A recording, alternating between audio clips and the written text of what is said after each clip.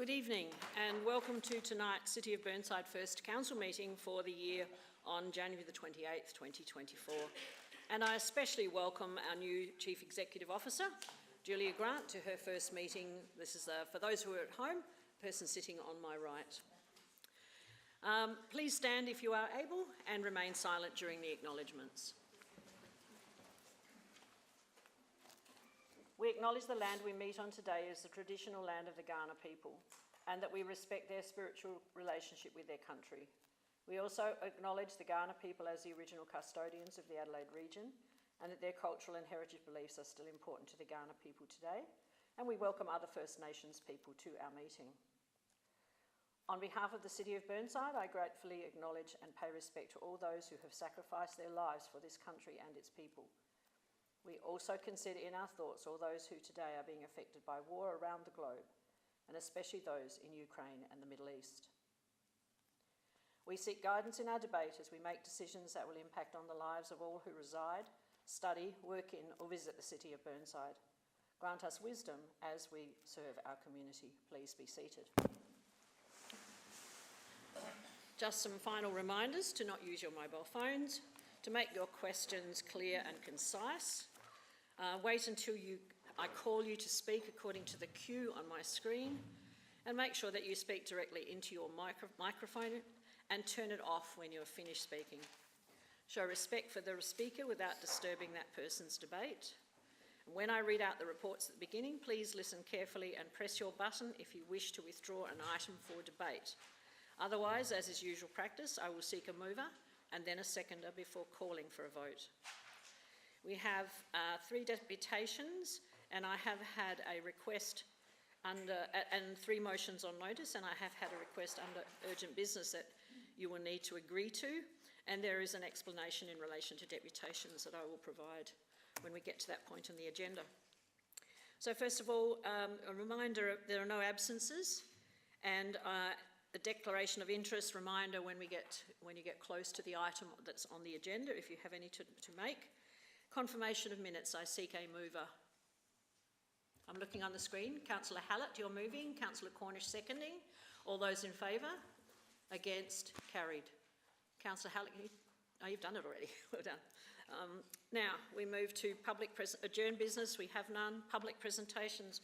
We have no questions from question time or presentations, but we do have a number of deputations, beginning with 10.3.1, page 29 in your document, and that is deputation from Mr. I've gone and written it down, and I know I don't want to get it wrong. There it is. From Mr. Kaur. So if you'd like to come forward, Mr. Kaur, please. I have already explained to Mr. Kaur that he has 5 minutes with a 4-minute warning bell, and then to remain there for questions. Right, thank you. Just turn your speak on and then you're ready to go. Ready? Good evening, Mayor and Councillors of Burnside City Council. Thank you for allowing me to speak. I noticed at least one person I know, James Brennan, my sparring partner for 3 months. What I'm going to speak this evening are snapshots from the background paper which you all have been provided. This background paper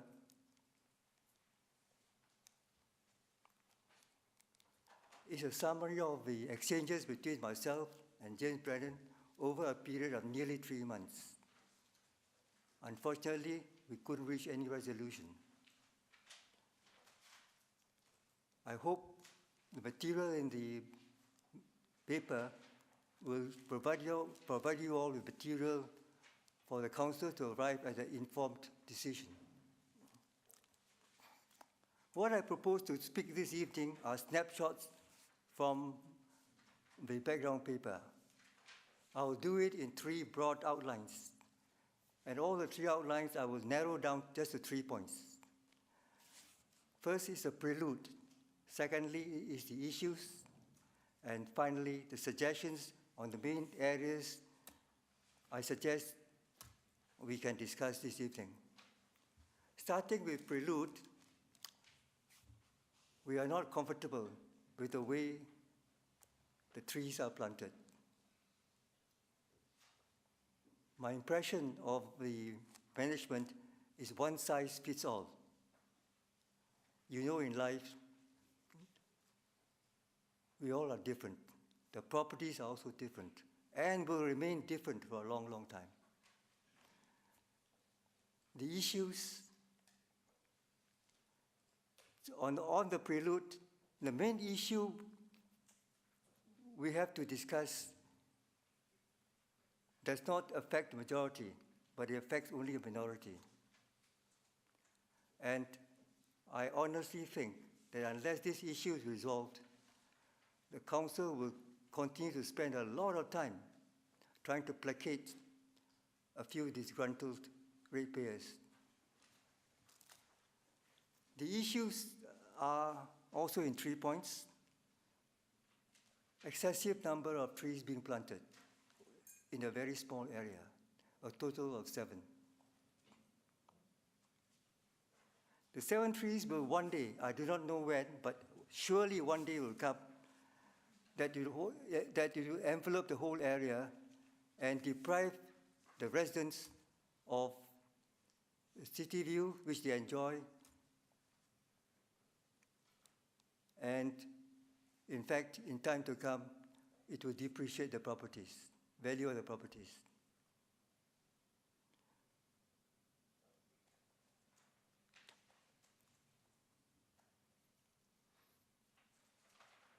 The issues, the number 2 is finally the litter of the takaro trees will pollute the existing lap pool and adversely affect its use to a very large extent.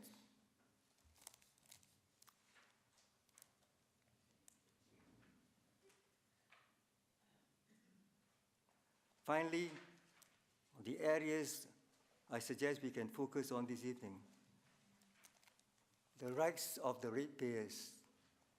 The way the trees are being planted, I get the impression that the ratepayers have no rights at all.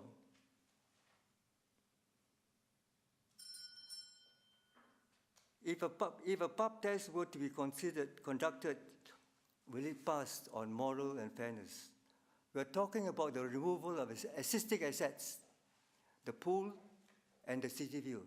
They have been there for a long, long time. Finally,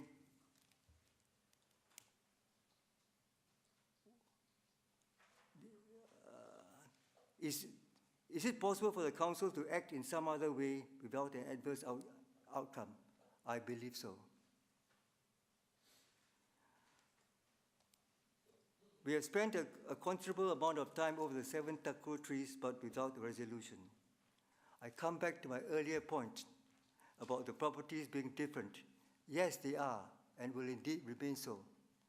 But not all the properties have differences which are major, only a very small number. And it is this small number that the council will have to focus on, how to manage the differences and come up with a solution that doesn't deprive us of our rights. That was your second bell. Okay. Are there any questions from any of the members, please? If there are no questions, and thank you. Oh, sorry. Okay, now Councillor Davey. Thank you, Mayor. Thank you very much for coming along tonight. The one issue I have or query is what is the impact on the lap pool? Please. The lap pool is located just next to the wall, and the 7 takaro trees will be planted very near to it. And if you Google, the takaro trees will. One of the disadvantages of a takaro tree is it does litter. And so when you come to a season when it's windy and strong, the trees are just next to it. Okay. And the lap pool has been there for more than 15, 20 years and approved by the council.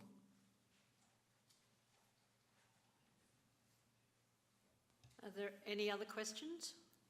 If there are no further questions, thank you very much, Mr. Kaur, for coming along, and you can leave the microphone on and return to your seat. Okay, thank you. Thank you. The next deputation is from Ms Rochelle Martin and Mr Max Martin, or Master Max Martin. Please come forward.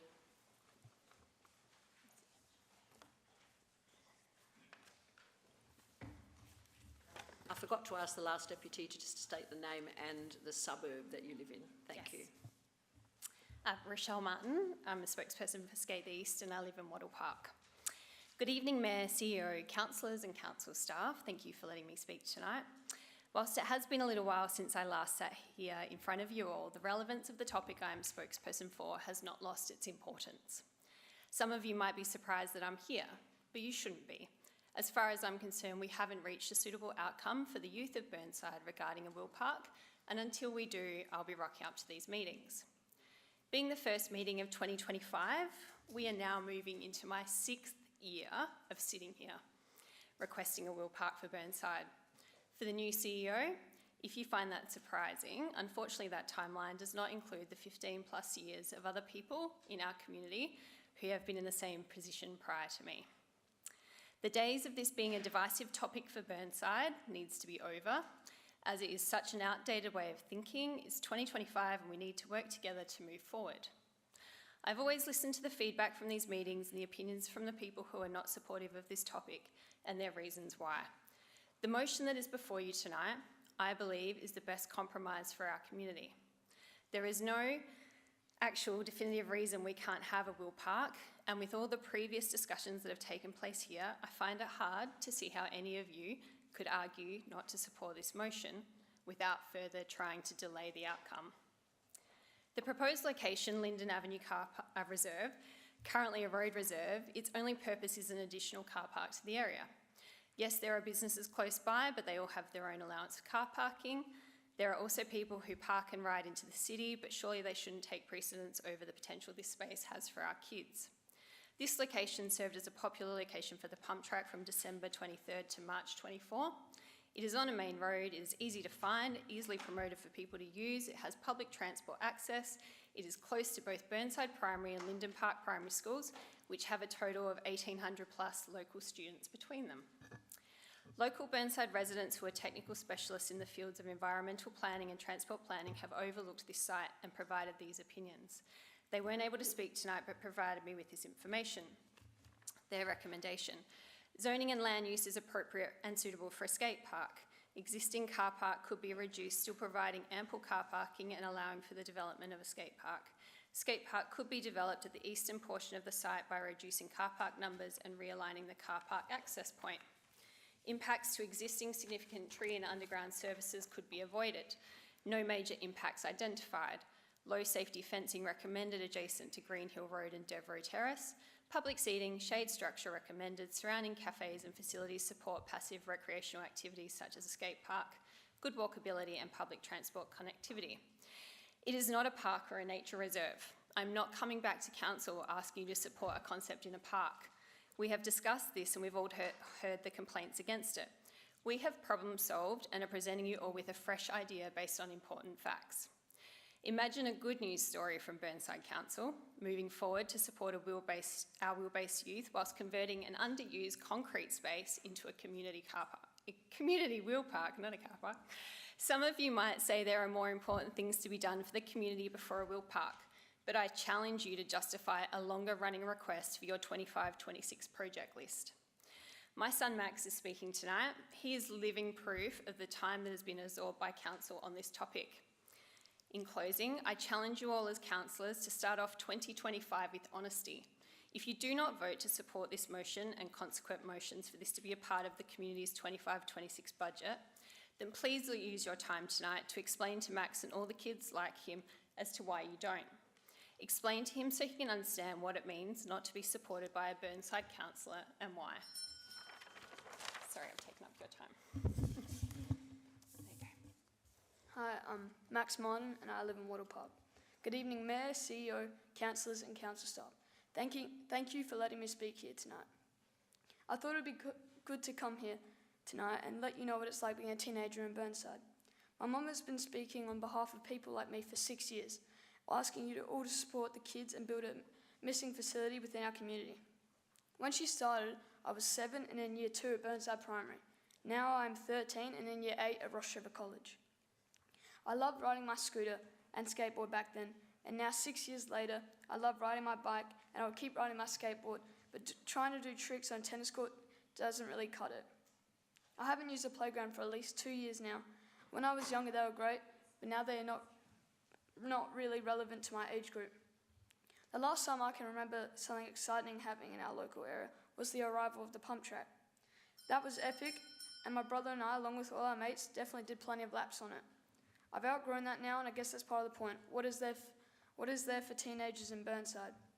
Bike riding is my hobby, but my chosen sport is soccer, and it's the same situation. Nowhere in Burnside are there permanent soccer goals for me to go and play with my mates. You definitely can't count the single metal cage at my local park, Bellier.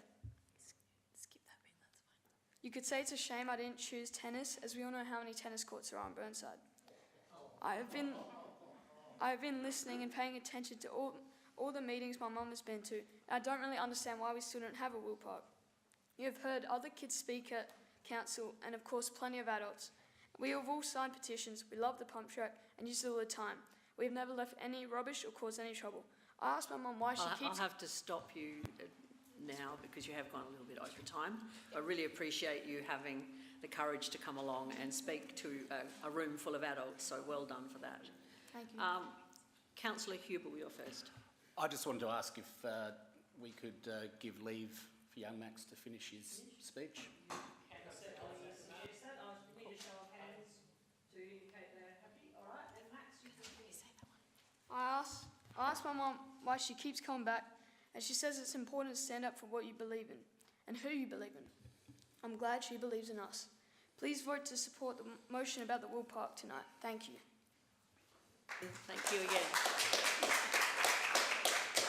I think in all my years on council, we've only had one other very young person, similar age to you. And guess what the topic was? About 6 or 7 years ago, it was the same topic on the development of a wheel park. So thank you very much for coming along. And Councillor Hubel, do you wish to ask a question now? I do have a brief question. Thank you both for coming in, Rochelle and Max. Well done for coming in. And thank you for being involved in your local government. It's the closest level of government to Australian citizens, and you know, people like yourself, young people like yourself, coming keeps it relevant. I did want to ask about, now you would know Max because you've been listening in, but there's lots of sites around the city that have come up over time. Where does you know, this proposed site sit in terms of how suitable you think it is location-wise? I'd say it's so similar to what's happening in other council areas. Darley Reserve, with City of Campbelltown, main road, easy access, close to bus, lots of visibility, car parking, trees, other facilities around it. We used to go to Prospect a lot, didn't we? Main road, basketball court there, barbecue, other bits and pieces. That's quite a small one, and that was always awesome. Mobbery, main road, under gum trees, little playground next to it by the swimming pool. The city centre one, the really big one, West Terrace, main road, easy access, that sort of thing. So yeah, in terms of where we've been before and looked at criteria, I think this location ticks all of the boxes that you've all been asking for. I can't find a more suitable location in 6 years. Councillor Dawes. Yeah, I'd like to ask a question of Max, if I could. Yeah. All right. Now, I've never skateboarded, all right.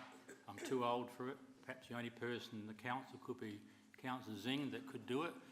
But what excites you the most about skateboarding in a wheel park? You know, can you just give us, from your perspective, what is it that you like it so much? Well, it's just fun. Like, nowadays kids, all you see, they're always on their phone and screens, and it's just good to get out and have like a laugh with your mates, and it's just not boring, you know? Like, it's entertaining. It's fun. Challenging. Councillor Jennings. Thank you. Max, I've got two questions for you. Have you ever dropped in at the Ridge Park Bowl And if you haven't, why not? And my second question. All right. I might need help with that one. Yeah. We've been to Ridge Park, and as a parent, I won't let them drop into that bowl. It's way beyond their expertise, and that's not something that I would see within our proposed Will Park. It's outdated, it's old, and it's huge. Like, it's compared to a lot of the new builds that are there.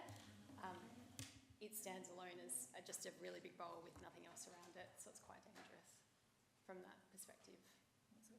Now, Councillor Jennings, How I'll many, allow you to ask a second question, thank but I you. have got a How couple many of others on the bones list. have you broken? Pardon? How many bones have you broken in your young age? Well, in my life, I think 2, but I'd like to keep it that way. Councillor Cornish. Thank you both for coming in. Rochelle, I was just wondering, would this location stop you from driving your children to a skate park? Would you feel comfortable with local children walking or skating or scooting or riding to this skate park being a local one? And are you asking that because it's on a main road? Or? Yes, and it's positioning within the city of Burnside. I'm just trying to gauge, I suppose, the likelihood that parents would actually allow their children to go there under their own steam, maybe without parental supervision, versus obviously having to drive them to Prospect or wherever. It's a great question, and we actually took out of our speech, because we knew it went for a little bit long, that this is even more relevant for Max's age now than it was 6 years ago as well, when I came here, when they're into their scooters. Both of my boys, even my youngest that's here tonight, we live in Wattle Park up the top of Kensington Road, and they ride down to Burnside Primary. They ride down, they've actually ridden down here and put their own little request for a skate park into council before. So in terms of a parent in giving kids some independence, we sort of set some boundaries on like Portrush Road, McGill Road being those main roads that we won't let them, but at the same time we have to give them, you know, that independence to support them, and they're heading somewhere, and they're generally always going with their mates, or they're meeting up with mates there as well. So yeah, I would have no problems. And we let them ride there to the pump truck when it was there. So yeah. Thank you. Yeah. Councillor Jones. Hi, Rochelle. Thank you both for coming in, and Max, sorry. The council has done exhaustive studies on every possible location of where to put a skate park in Burnside. And I don't recall this site ever coming up as one of the top options. And from memory, the top options were Kensington Gardens Reserve, Kensington Reserve, and the new Cedar Woods. And so this has come completely out of the blue, as far as I can see, with no study supporting it. There's also a proposal to block off Linden Avenue and Devereux Road. Now, I don't think you live in Hazelwood Park or Beaumont. How do you think people in Hazelwood Park and Beaumont are going to react to this proposal? Any more favourably than people in Kensington Gardens for the last proposal? Well, we do know that there's a portion of people that don't support it, Harvey. I completely agree with you. Linden Avenue car park has been on a previous list before, and if we go way back to when council did their community consultation 6 years plus ago. Sorry? It was a Saturday afternoon. Yeah. The locations that were put up there were done on council information, and that was previous to me actually getting involved, and that's where I jumped on board because I had heard about it. I don't think this is out of the blue. I've been listening to everyone's opinions the entire time, and anything that sits right across from a big bunch of residents, which is possibly taking up green space from people, people do get very argumentative, and I understand that. I still don't believe we can't have a skate park in our area. Like, you can't tell me that you can't provide a facility for kids that ride scooters and skateboards and bikes. Like, that's not an option. So I'm coming to you, and I've been coming to you for 6 years to find a suitable option. It is a car park. We're converting concrete. My idea, was to say, could we take more concrete from Linden Avenue by closing that off? There are other ways. You don't have to agree with it. It's just an idea. Was to actually have more space so we could build a basketball court or a pickleball court and turn it into more of a precinct, right? Totally fine if you don't support that, but you can't shut down without doing a feasibility study on it being a suitable location for a wheel park when we've gone through pretty much every other location. For a while there, people were supportive of having it here in the car park back here. I was not supportive of that because of Portrush Road being such a main road and the pollution there. Green Hill Road is a main road, but it's nowhere near the same amount of traffic. I don't think I ever come here being unrealistic in what I'm asking for. Councillor Harvey. Hello, Rochelle. Thank you for coming in. Yes. And Max, you've just actually brought up my question, which was you opposed the pump track being placed on very busy Green Hill Road and Portrush Road corner. So what makes it different to putting it on Green Hill Road and, as you just said, with no fencing and the potential of children running out onto the road? So I probably didn't say no fencing in the recommendations there, and if you got to the point where you did a concept design on the location, I'm sure fencing would be included in that. I didn't agree with it being in the car park here where it was located by Portrush Road. I'm trying to find a suitable location that's not on a main arterial. I'm sure council has been looking at trying to divert trucks off that road, like we all know it's a main road. The corner of Devereux Road and Green Hill Road is not a high traffic, like not as high traffic area if we're starting to compare intersections. But Joe, I'm not coming back to you saying I want to put it into Kensington Gardens Reserve. Like, when are you going to acknowledge the fact that there are people that will use a facility, they don't have a facility, and why can't we find a solution that works? I have a second question for you. Sure. Are you aware that council is in debt to the tune now of $25 million? So where do you think that money will come from without asking residents to increase their rates? Excuse me, I don't think that's a relevant question to be asked. I'm happy to answer it. Okay. I didn't spend that money. That was council's responsibility, and I'm sure that council's going to keep spending money. So it's not like we're going to put a big full stop in front of any further spending. Things are still going to happen, and this has been on council's radar for over 20 years. Will another project be more important if it comes up 12 months ago or in 6 months when this request has been around for such a long time? When does it become important? We don't want grass, we don't want to cut down trees, now we don't have any money. I'm still going to rock up here and challenge you to find a suitable outcome. Thank you. Councillor Turnbull. Thank you, Matt. Hi. I'm a bit concerned about the two significant trees that are in the middle of that beautiful bit of land. What are your thoughts about that? Will they have to go, do you think? They sit outside the current concrete area. Yeah, there's two lovely ones there. Yep. I am not a professional skate park designer, and I would be more, I've had some advice from technical and environmental planning people, and they don't believe there'll be any significant impeding on those trees, but I imagine that would all be part of the feasibility study. Councillor Wilkins. Thank you, Your Worship. Thank you both for coming in. Thank you, Max. How often have you been to Vic Park and riding around Vic Park? And have you been to the South Park lands? Yes, we did lots of riding in Vic Park when they were small. Yep. Around. The kids they're looking for something different. They're looking for challenges. So Vic Park has been fine whilst they were learning how to ride their bikes. It's not the same as what we're requesting now. And also, what about the South Park lands off Unley Road, where there is uphill and down dale all through that park? As in, As a wheel city park? dirt? Yeah. As in, we go there all the time. Good. Thank you. It's dirt. It's different to a concrete wheel park. Different competition in the You Olympics can't ride, too, isn't you it? can't ride a skateboard or a scooter at No. the city dirt park. All right, well, thank you very much for coming in, both you and Max. Thank you.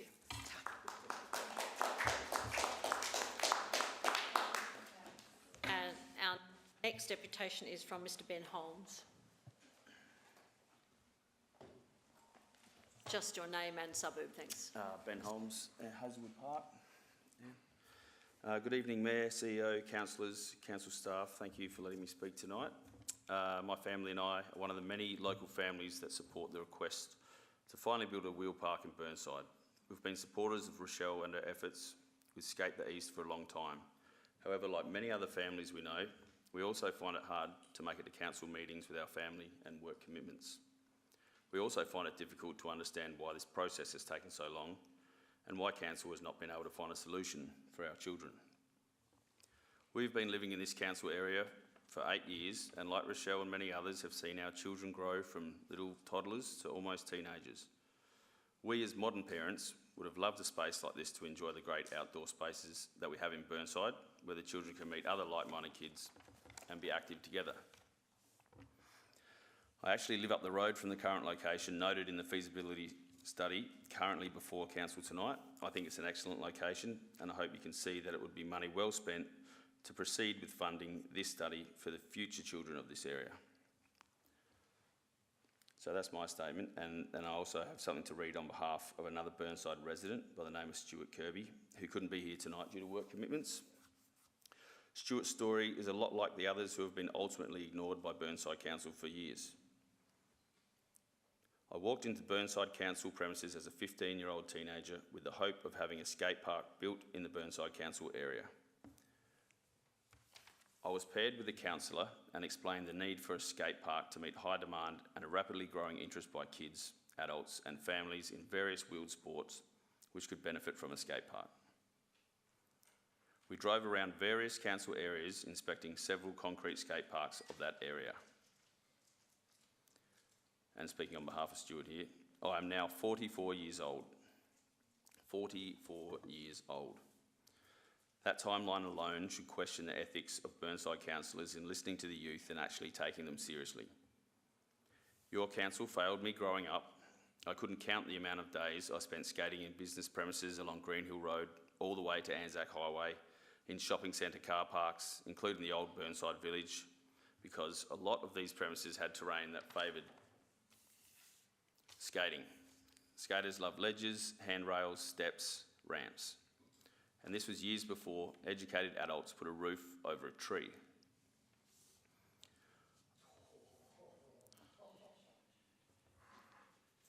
A good quality, well-designed and funded modern skate park that hosts weekend competitions, even for amateur level skaters, are an economic benefit to local businesses and surrounding areas. Not to mention the benefits of having a local space that kids, teenagers and families can utilise in their spare time.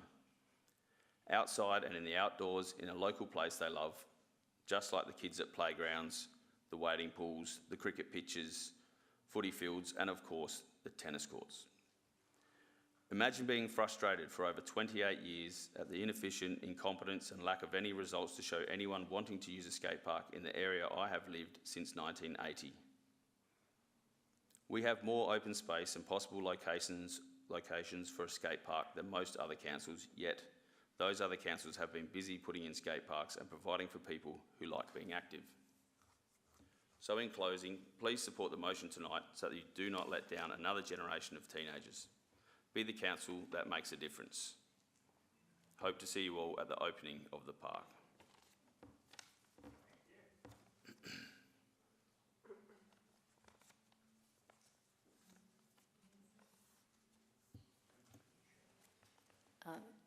Apologies, the Mayor has had to depart quickly. That's fine. So thank you very much for that. Question. Now, can we, any of the elected members, council members would like to ask the questions? Sure. Councillor Jennings. Thank you, CEO. Ben, have you ever dropped in at Ridge Park? No, I have not dropped in at Ridge Park. Can I ask why? I've never been to Ridge Park. Oh. That's why. That's a suitable answer.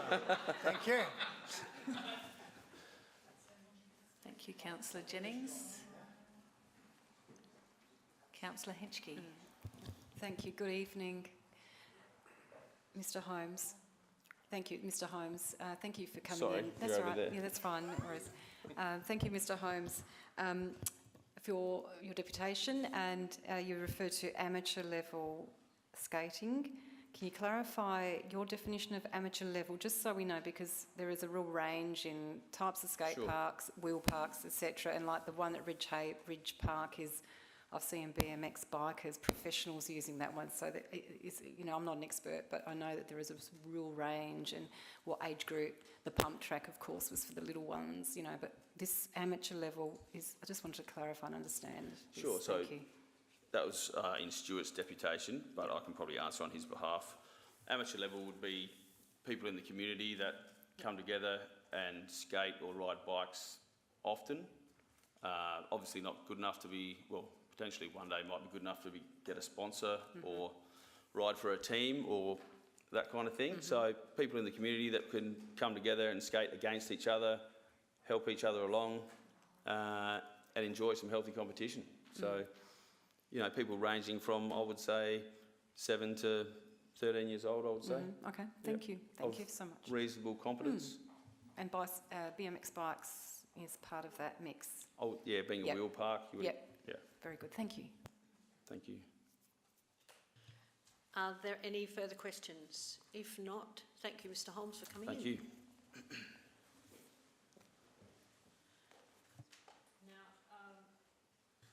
Now, I did reject an application in relation to a request for a deputation, and that I'm not sure if that person is here. Bronte Coop. If Bronte Coop is not here, then we do not have to go any further into this at all. All right, thank you. I'll move on. Do I have to, sorry, governance people, I do have to read it out that it was, yeah, okay. So I did receive a deputation, but I refused it, the deputation request from Bronte Coop regarding the DNA contamination of COVID vaccines in accordance with Regulation 11.3 of the Local Government Procedures at Meetings Regulations 2013. And so that person hasn't come this evening, so will we move on to the next item on the agenda, which is the petition, 10.4, page 29, 30 I think it might be. I need a motion to receive that petition.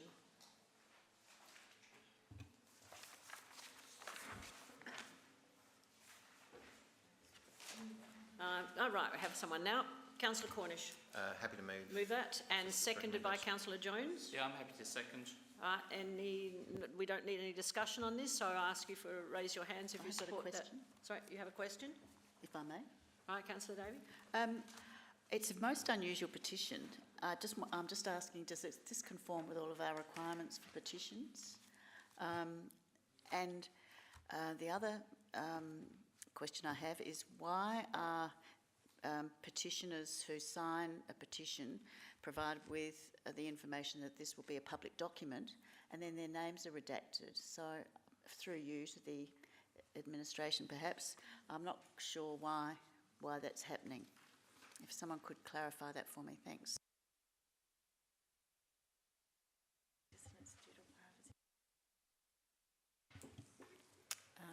Thank you, Councillor Davies. Through the Mayor, I will ask Mr Spearman to respond to that query. Through the Mayor, it's actually listed in Council Resolve this as part of the Code of Practice. And the reason why names are redacted with their addresses and phone numbers is because of privacy principles. Because of privacy, Council has a privacy policy, and we've also resolved according to, we've resolved this way in the Code of Practice as well to protect the identities and the personal identifiable information of residents. Through the Mayor, further to your earlier question, Councillor Davey, we've checked with governance and we've proceeded correctly with the petition, and also understanding that there is a review underway at the moment, so we've double checked all those. Thank you. Right, we shall now move on. Oh, no, didn't get the motion voted on, so I need all those in favour, please.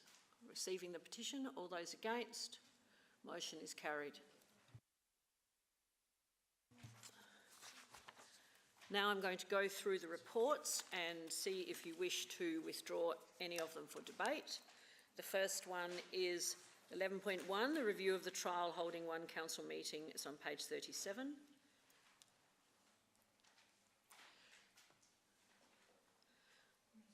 Can I get a mover then?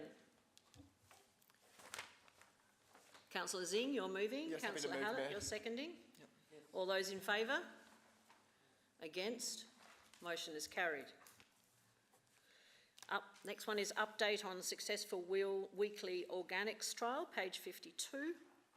I seek a mover or someone to withdraw it. Councillor Zing, you're moving. I'm moving it, Mayor, that's correct. Right, seconded by Councillor Turnbull. All those in favour? Against? Carried. Emergency management and risk management policy reviews. Councillor Hallett, are you moving? No, You I've wish got to some withdraw it? questions. Yeah. Then you need to withdraw it. All right, thank you.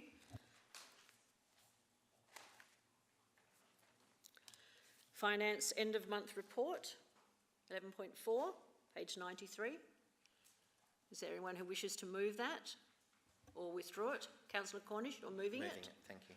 Seconded by Councillor Turnbull. All those in favour? Against? Carried.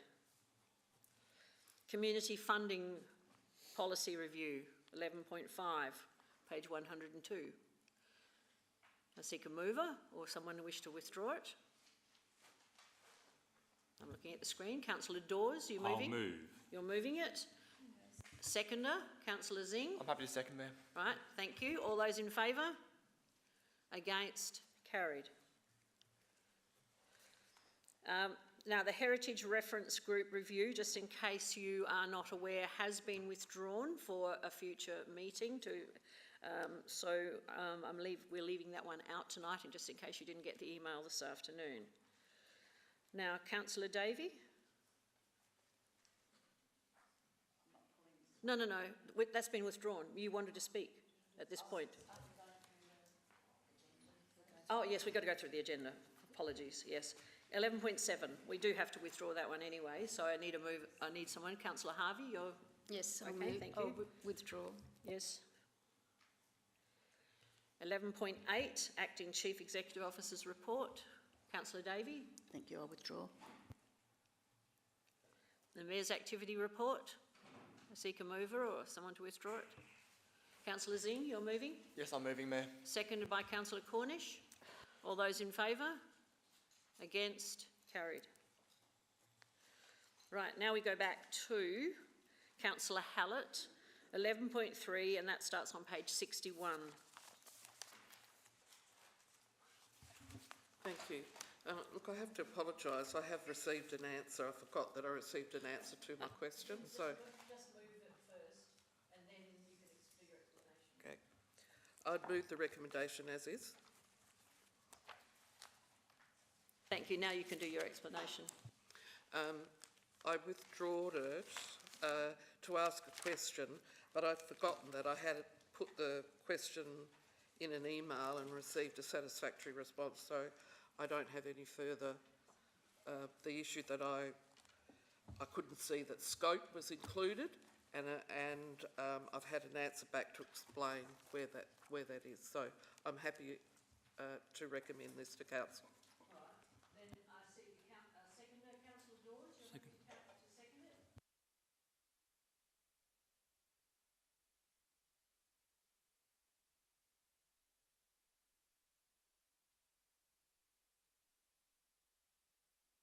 Sorry, I didn't have the mic on then. Next one is 11.7. Councillor Davey. Thank you, Mayor. I wish to move that I make a statement to council about this behavioural matter about 11.7. I have a conflict, so I will be leaving before the discussion of the 11.7, but I wish to seek your approval for the time to make a statement to council, if I may. And I'll just hand out some of those. And if you want, that's the thing. And if you can give them to the other side, thanks. Page 11.7.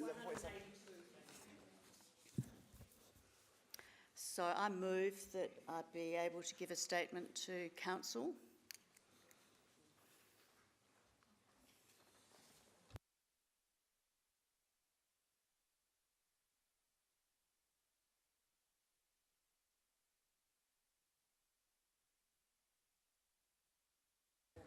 So I seek, just to clarify, I seek leave of the meeting to make a formal statement to council and then to table this statement in the council minutes.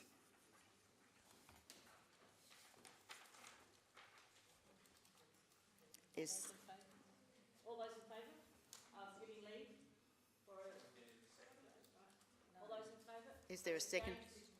What we're doing is just seeking leave for Councillor Davey to speak. So I need an indication of hands. It's not a formal motion.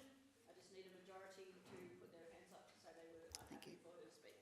Yes, there's sufficient numbers, so Thank you. actually technically can't put your hand up until you're sitting down, Councillor Harvey, but it didn't matter because it was counted anyway. Thank you all very much.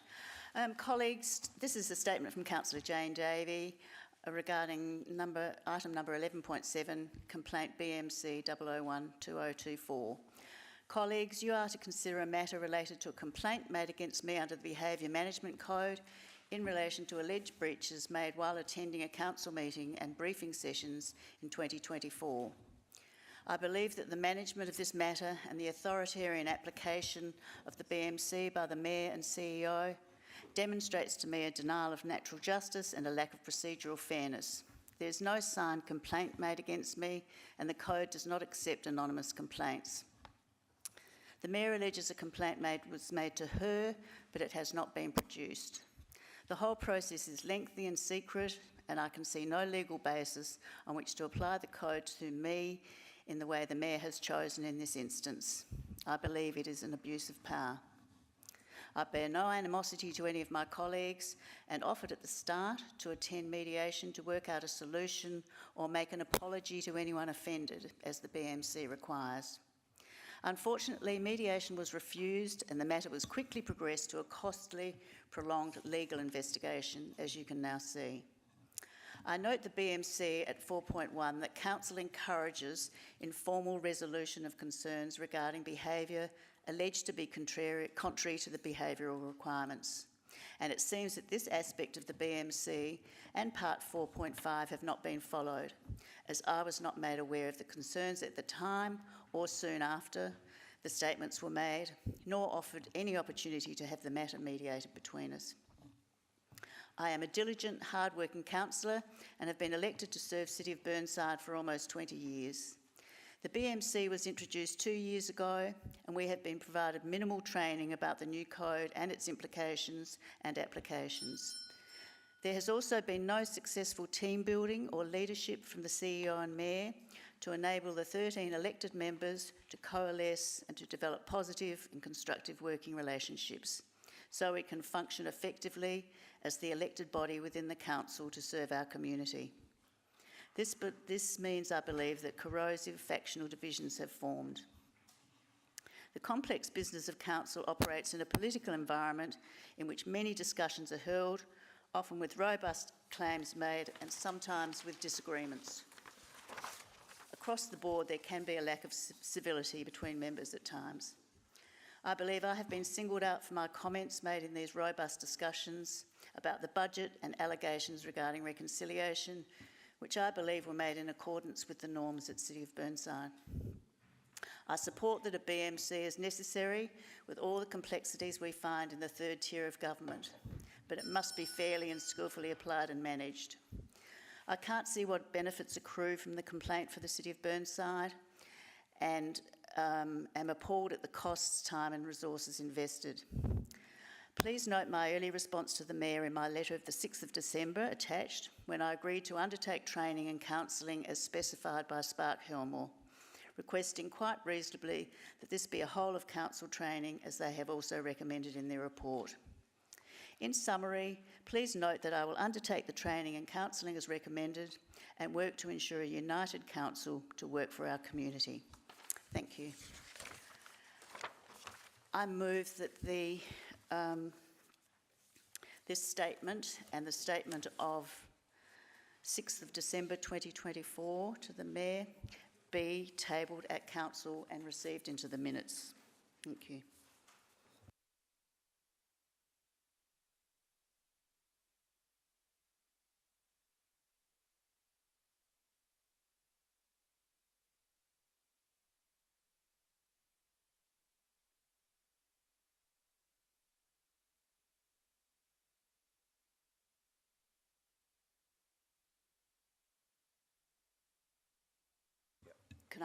Could I ask then that someone else move and second that this be retained in the minutes?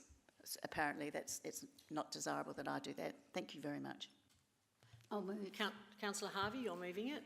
Yes. Councillor Turnbull, you're seconding it. Thank you.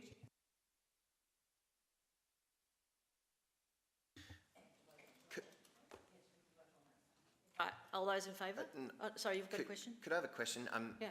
Before I table it, can we have a bit of time to read this letter? Yes, Is that okay? Can I ask for a moving of a short suspension of meeting procedures of maybe 5 minutes to read this letter?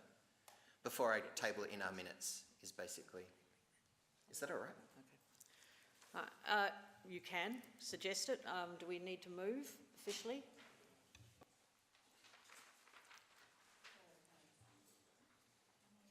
That we go into, yeah, so you're moving that we just go into some, yeah. Yeah, so just 5 minutes of reading time. So if everyone's okay with, I think I can actually do that. So it's all okay, I believe. I don't have to actually get it as a motion. All right, we have 5 minutes from now. That's 7:56. Right, thank you. Could I just clarify? The second letter, which I didn't read out, is it was omitted from the report and is a letter to the Mayor on my receipt of the final investigation report, the Spark-Helmore report, and this is my commitment once I receive that. Thank you. Should I then declare an interest now and leave?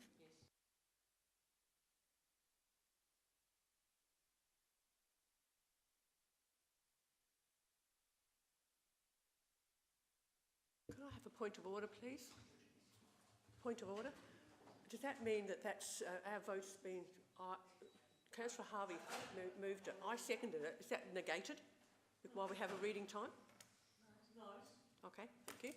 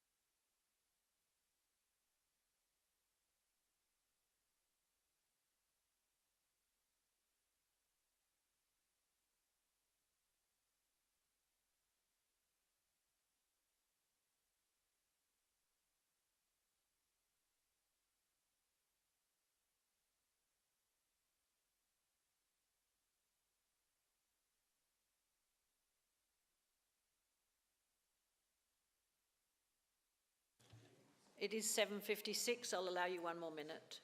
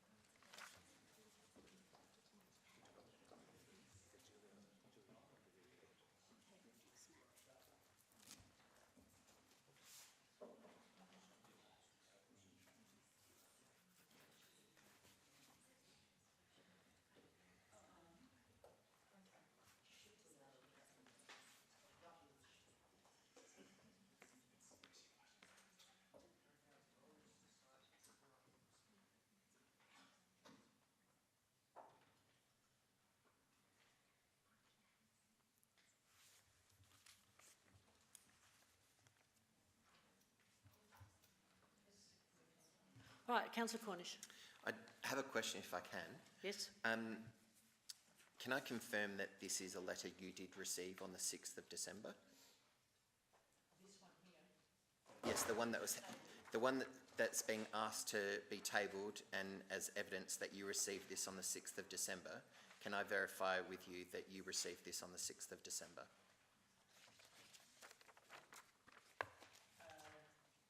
It's not word for word the same. Okay. Could I don't believe it's word for word the same, but I don't have that document right next to me to check.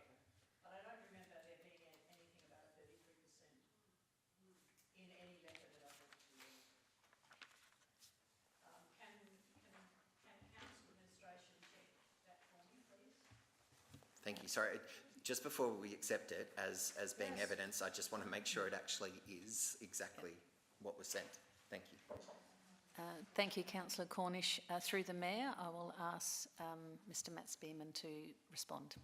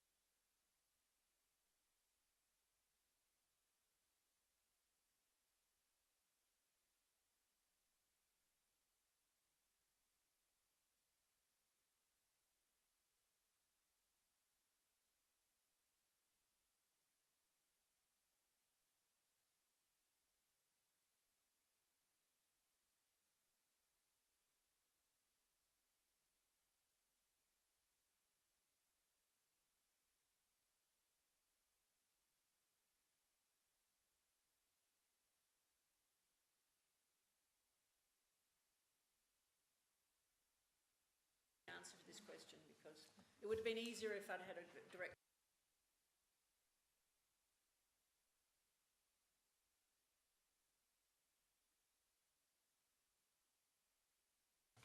Through the Mayor, I've just gone through it and looking at each of the paragraphs with a relatively quick skim. It does look like it's the same.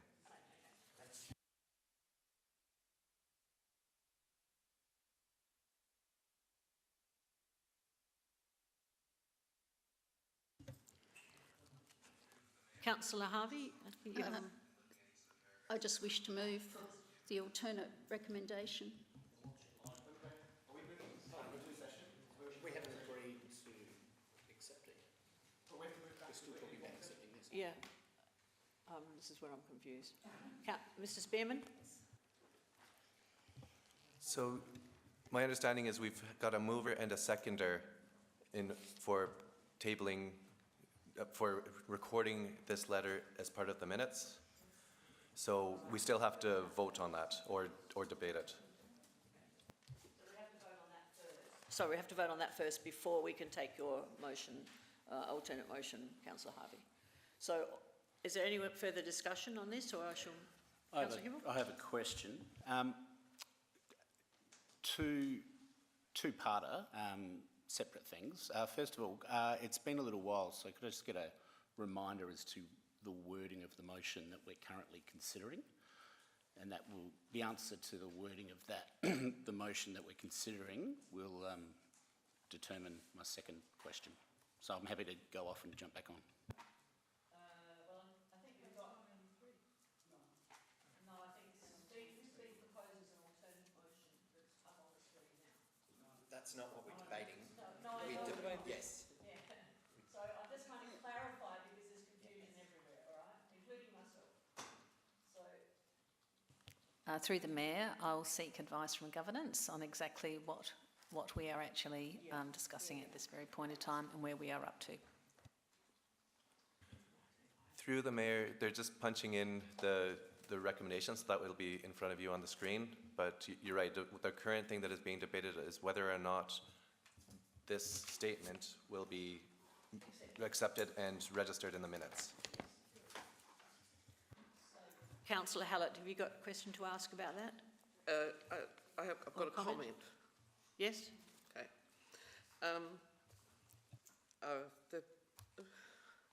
Yet again, I feel like we've been presented with complex information at the last minute, which seems to be a pattern from Councillor Davey. There's new information, or she's presenting new information or argument. Some of the claims made, to me, seem like they need some sort of forensic investigation or at least substantiated. And in my opinion, there's only things to lose by accepting this and bringing it into the public realm, because it further brings us into public discredit. I therefore don't agree with accepting this. We don't know anything about the validity of it. I think it further complicates the matter, and if we are to consider it, it needs to be first of all looked at and see if the statements are correct, and I can't see that there's any value in it. So I won't be supporting this motion. Councillor Hubel? Thank you, Your Worship. Thank you, Your Worship. Similar to Councillor Hallett, I'm not necessarily feeling I don't want to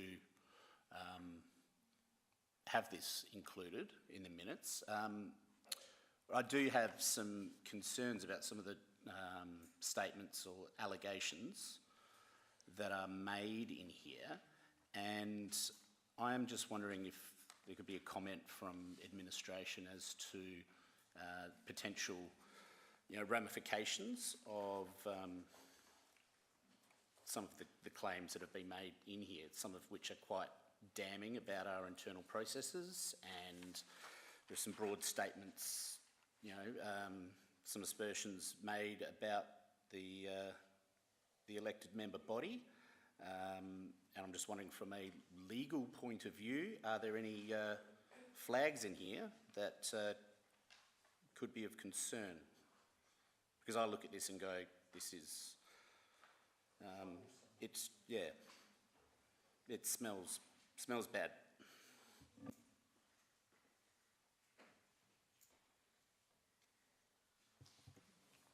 Through the Mayor, thank you, Councillor Hubel. I've read the report, I've been briefed, and the letter that is dated the 6th of December is Councillor Davies' opinion.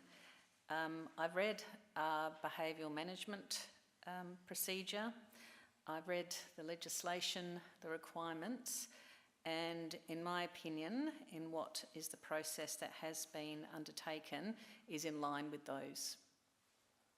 So that obviously Councillor Davey does not share that same view. Councillor Court.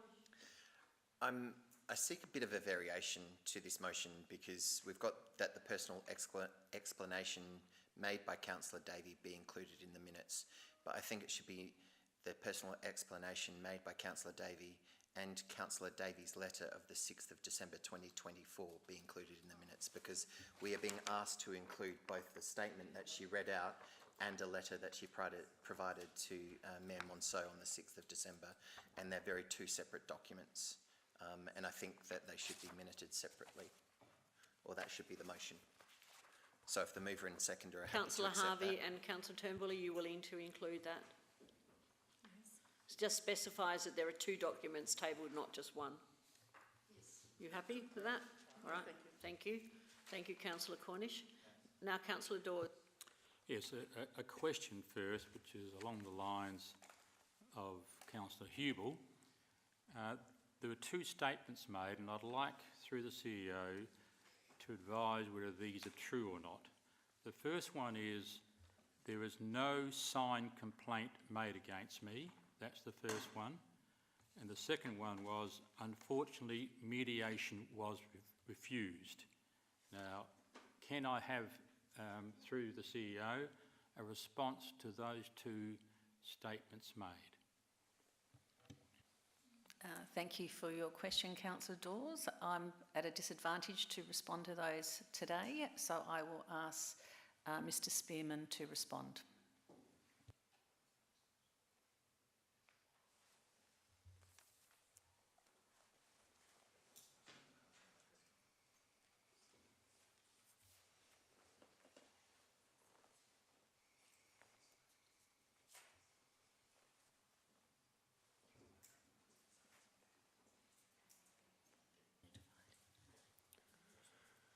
Through the Mayor, under our policy and as part of this process, if a complainant wishes for WHS reasons or otherwise, legislative reasons, to keep their identity de-identified, then it is acceptable under our policy to provide a summary of the complaint that is adequate for responding to that complaint. For the second question in relation to mediation, that was addressed in the report, and I will just find the section.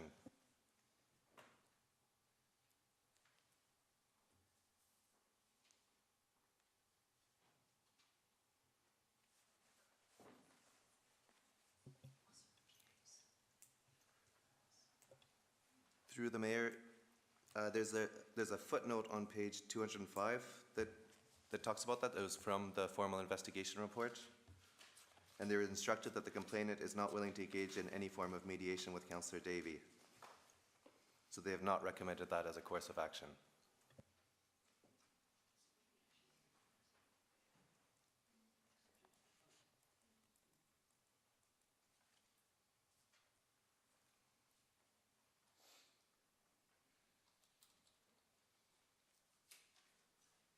Councillor Zing. Thank you, Mayor. I have a similar question to Councillor Dawes, probably addressed to Matt Spearman. In paragraph 3 of the statement, it says that the Mayor alleges a complaint was made, but she was never shown the complaint. I understand under our behavioural standards, they should be provided a copy of the complaint. So if she hadn't seen the complaint, that seems a bit strange to me.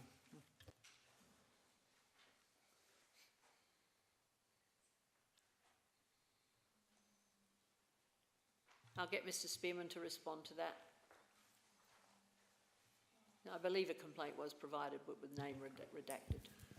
Through the Mayor, under clause 5.4.3 of our behavioural management policy,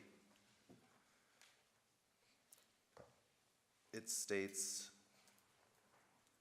that sufficient level of detail. It states that provided with a copy of the complaint with any redactions necessary in circumstances where the complainant has requested and the person responsible for managing the complaint has agreed that their identity not be disclosed, or a summary of the matter at a sufficient level of detail to understand the nature of the allegations and, it needs reading glasses, and enable them to provide a preliminary response. So through the Mayor, based on what Mr Spearman has said, a summary as outlined in that policy has been provided. Councillor John. On a point of order, in accordance with section 18, tabling of information in the meeting procedures, I require the complaint to be tabled.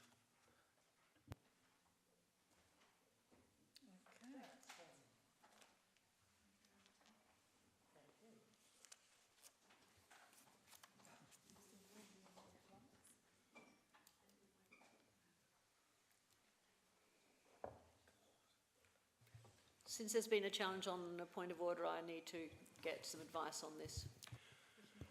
Through the Mayor, we will need some time because we'll have to make sure that there's the necessary redactions in that complaint in order to be able to table it. So we'll actually need time to actually redact the necessary parts of that.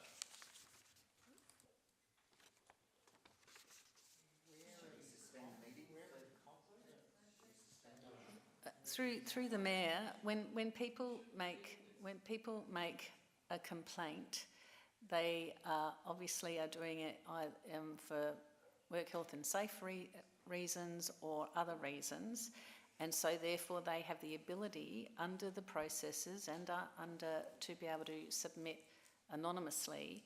So therefore, as our policy outlines, we can provide a summary.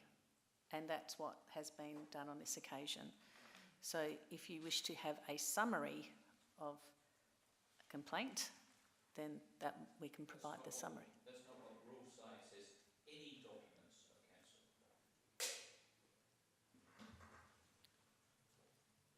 of council. Thank you for your question. I think there are concerns that we must take into account regarding people's well-being. Yes. But I will need to take that on advisement. That's under 75G levels. So I will look to the governance and Mr Spearman to see if there's any further to add. At this point in time, I think we are up to deciding whether we are still going to be tabling what we have before us. Councillor Dawes. Yes, another lot of questions from me. And I'm just seeking advice here through the Mayor to the CEO. There have been, and I think Councillor Hubel mentioned it, some quite strong statements. I'll mention two of them, which are the opinion of Councillor Davey and perhaps others. The first one was, I believe that corrosive factional divisions have formed, and the other one was, we are called a toxic council. Now, my question is, if we table that and it appears in the minutes, does that put this council in a very difficult position in regards to the community and the media?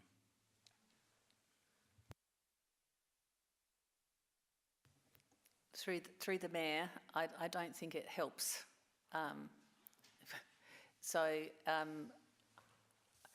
I think with tabling, obviously having as much prepared prior to meetings makes processes much easier. I understand and appreciate that we are trying to follow our rules and our governance on something that was been asked to be tabled during the meeting. does having those comments in the public arena position the council well? I don't believe it does. However, that's the request that's been asked, and that's something that we need to deal with, and I'll be seeking some further advice from the governance on this matter. Councillor Jennings. Thank you, Madam Mayor. In my opinion, I can see no good coming from both these especially document 2 being tabled as part of the minutes. It's that the language is one-sided and bordering on toxic in itself, and I think it would be best retained in the chamber and not on the public minutes. Councillor Hubel. Thank you, Your Worship. Another question, and I beg the forgiveness of the chamber if I'm seeming pedantic with this. I just want to be clear. The letter, so the second document, so the letter dated 6th of December, was that considered as part of the investigation by Spark Hillmore?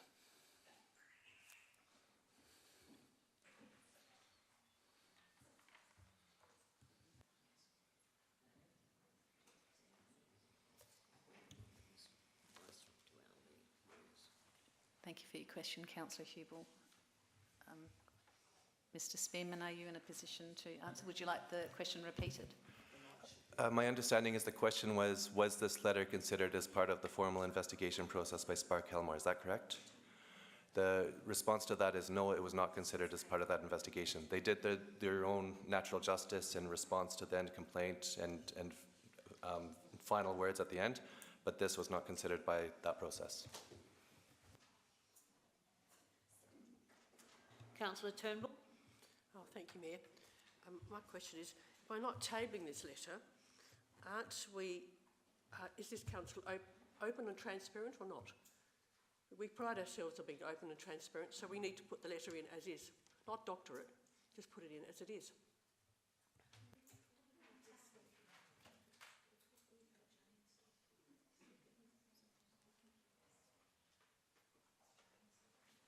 Councillor Cornish. So, beg your Sorry, pardon, I thought I was through waiting the for an Mayor. answer. I think we're taking a few minutes to determine. Mr. Spearman. Excuse me, just through the Mayor, just to clarify, we're not discussing redacting anything or changing anything with Councillor Davies' letter. So the debate is currently on whether or not this is recorded in the minutes as is or not. The confusion of this is Councillor Jones requested a copy of the complaint as well, which isn't pertinent to this debate, because all we're debating right now is whether or not this is kept in the minutes or not. Tabling the complaint may be more relevant to the subsequent discussion, but I don't see how that's relevant to this particular debate. So if the debate that we're focusing on is whether or not this is recorded in the minutes as is. Councillor Cornish. Thank you, Your Worship. Just a question as to whether or not you responded to this letter of the 6th of December. Yes, I did. Can we get a copy? Well, we're going to be transparent, but hey, no, I say that with jest. But you did respond? Okay. Yes, I did respond, and that response has not been included in this correspondence. Thank you. I had another question, and I think in light of that information that has come from the answering of Mr. Councillor Cornish's question, I am speaking now. I'm not answering a question. I don't feel that we should accept this letter in isolation. I was very ready to accept it in isolation. but the context of that this letter sits outside of the formal investigation, and the corresponding answer to this letter is not included. I don't think that this letter gives fair context to things, so I don't support this letter on its own. If we had Mayor Monceau's reply, I'd be happy to accept them as a combination. And as for the statement, I don't believe we need to accept that because it was read out. So it will be in the minutes. It'll be on the live recording for those that want it. I don't believe it needs to be minuted as a document. So for those reasons, I'm not going to support putting these two documents into the minutes as they stand currently. Councillor Jones. Look, I'll ask an immediate question. How long do the recordings stay on the public record as opposed to the minutes which are kept forever? Forever.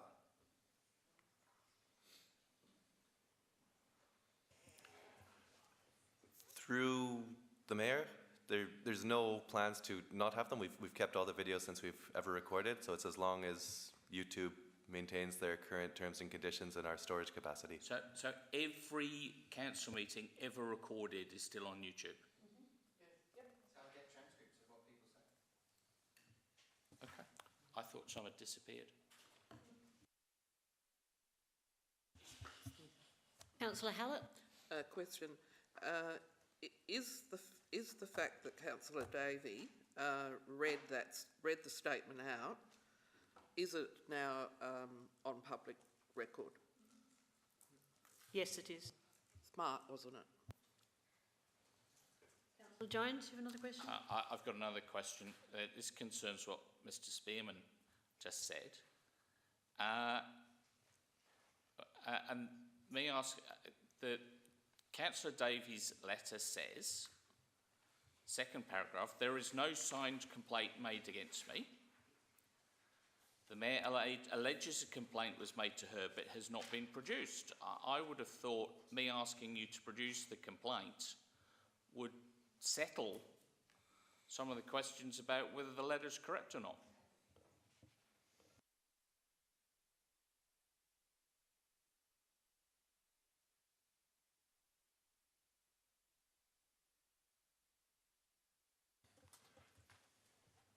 Through the mayor, that is one aspect of that letter. However, there are several things within that letter.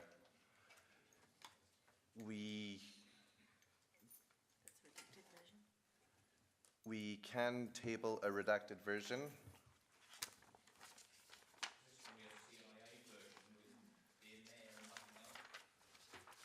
I'll pass it up to the mayor for considerations. One moment.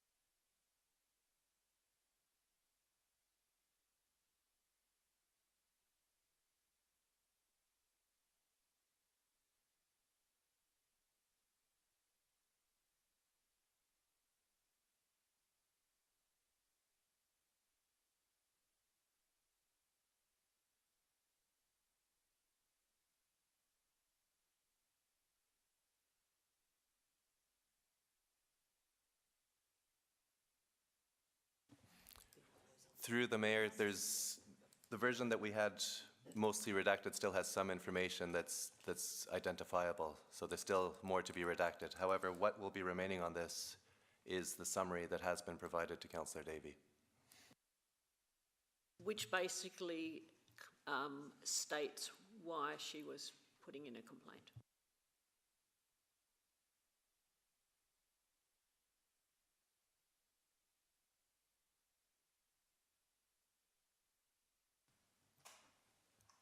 Through the Mayor, Councillor Jones. So there is a lot of redactions in the document. That's been because it's either personal health information or it's identifying information, and so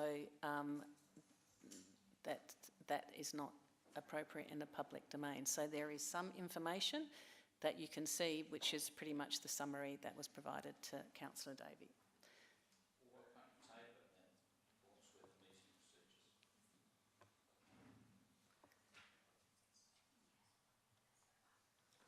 What about 6 pages of black and white?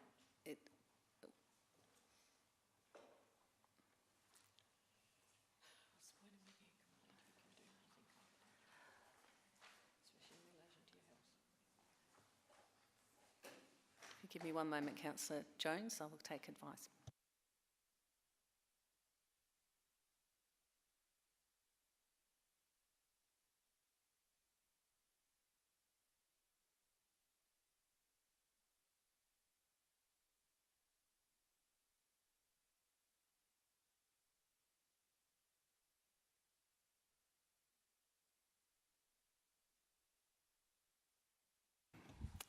Through the Mayor, councillors, we will be redacting the last bit of identifying information and tabling it, which will be put on your desks in the next few minutes.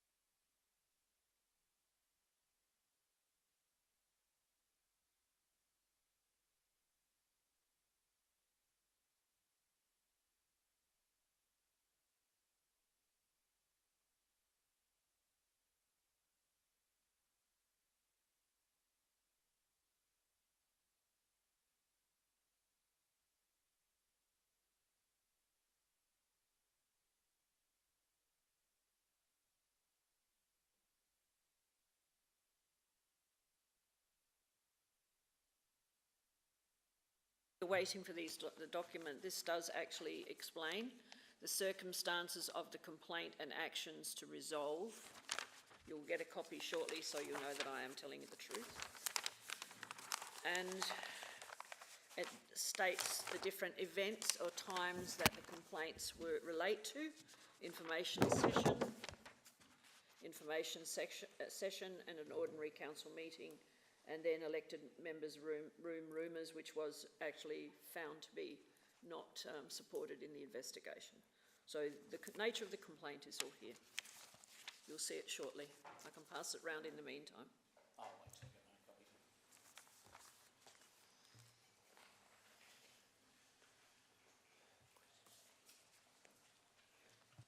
Councillor Harvey, you have a question? Can I just ask why that has not been provided before tonight? The summary of this information is actually fully in the report that you have in front of you.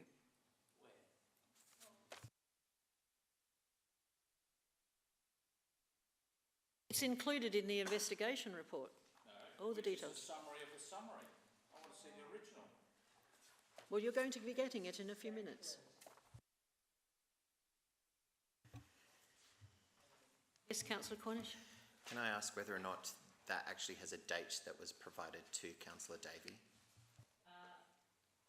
I've got, no, the date on it is actually when the CEO, Mr Fiscali, received a complaint on the 28th of June last year. So that was the formal complaint received by the... Yes. Went to the CEO, and then the CEO brought it to me because I'm the responsible person that's to deal with complaints that relate to the health and wellbeing of elected members. Then it got redacted, and then you sent a copy of that redacted to Councillor Davey. What date was that sent? Sorry, I have to get that from Mr Spearman. I have a folder this big. I didn't bring the entire folder with me. I didn't know I was going to go Thank into you. this interrogation. Just trying to grab the timeline. That's all. Through the Mayor, the summary of the complaint was provided to Councillor Davey on the 19th of July.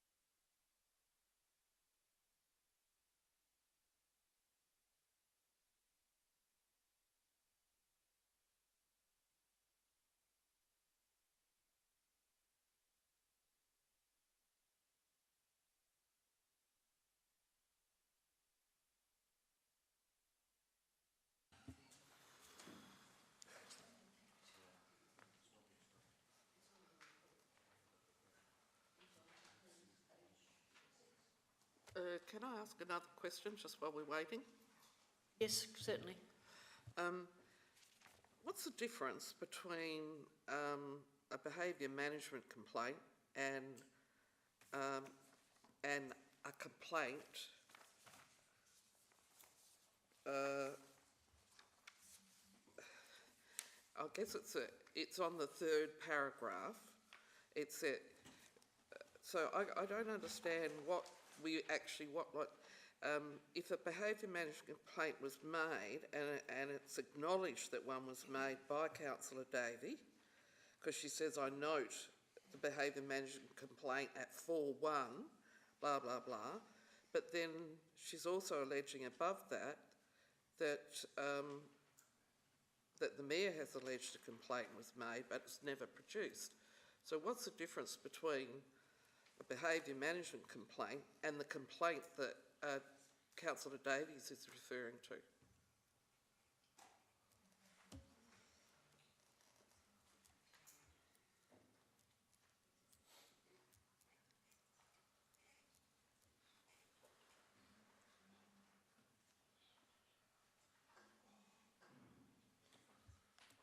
Do you have an answer for that? The BMC, I think, is meant to be BMP. It's the policy. It's 4.2 of the policy. The behaviour management policy. And I think Councillor Davey was thinking it was still a code, so she was running the behaviour management code.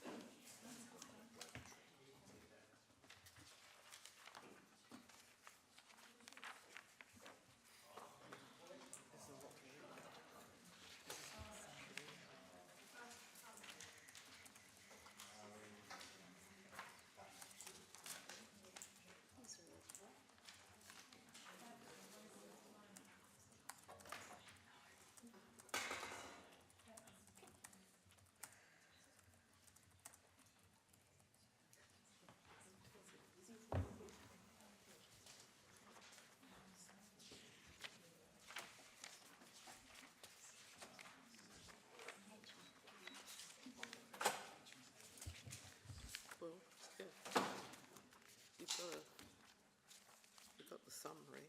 So.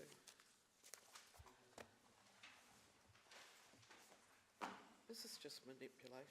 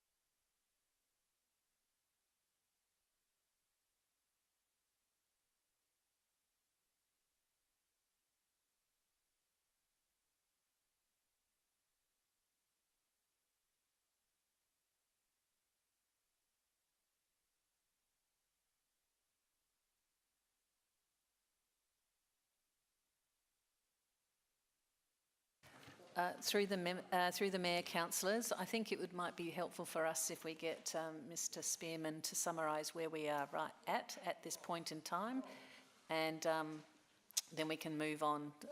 Thank you. Through the Mayor, Councillor Davey has made her personal statement, and Councillor Joe Harvey has moved a motion that Councillor Davey's statement and the attached letter dated 6th of December be included in the minutes. So we've had a mover, we've had a seconder, a number of questions. So once this is resolved, then council can move on to the actual topic at hand, which is discussing the complaint. Through the Mayor, and I think Councillor Cornish had put up that we are looking at these as individual. There's a statement and then there is a letter.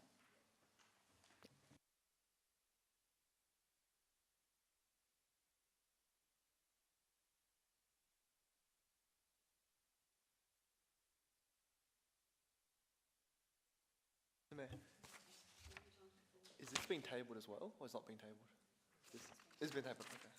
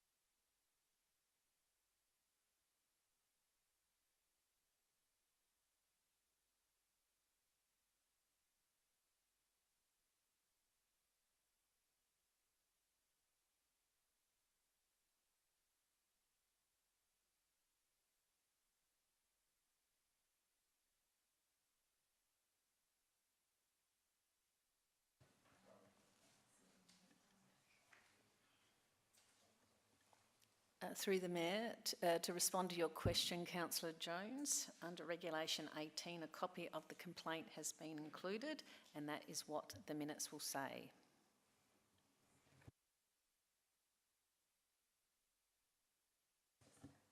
That the complaint has been provided as per Regulation 18.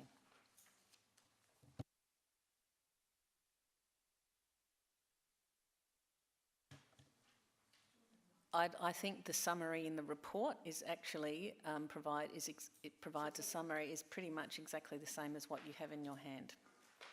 Except there's 17 out of 19 pages are blank. That's right, and I mentioned that. A summary of 19 pages. That's right. The first 2 pages. That's right.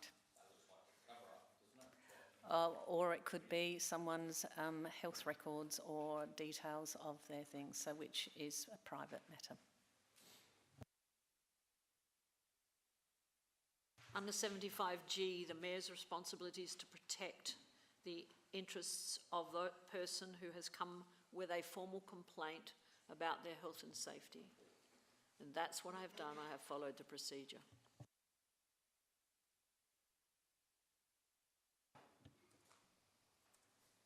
Councillor Jones, through the Mayor, you can move that they be tabled if you wish. But I'm not sure what that adds to the public record.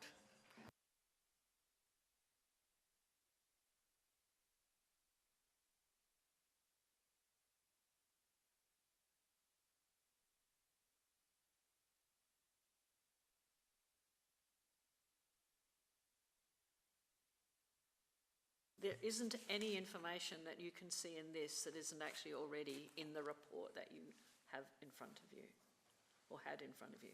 There's nothing new in this. If you compare this with what's stated in this report, all of the same information is there, because this is what was investigated by Sparks Helmore. How can you say, I've got no way of telling that the summary accurately reflects the complaint? Because I've only been given a page and a bit of the complaint. I'll ask a question. Would you like your health and personal records to be put all over the news, all over the paper and the media, to be exposed in the way that potentially it could be? Don't put it in a public document. It wasn't a public document. It was a private document that was provided to the Chief Executive Officer back on June the 28th last year. If you make a complaint, you must know there's a risk it's going to come out in public papers shortly.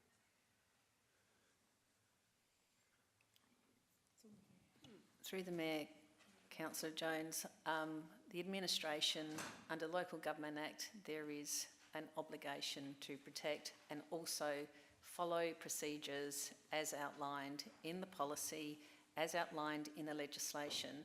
And at the very beginning of this debate, I mentioned I have had a look at those, and the processes and what has been carried out does align with those policies and procedures. The Mayor may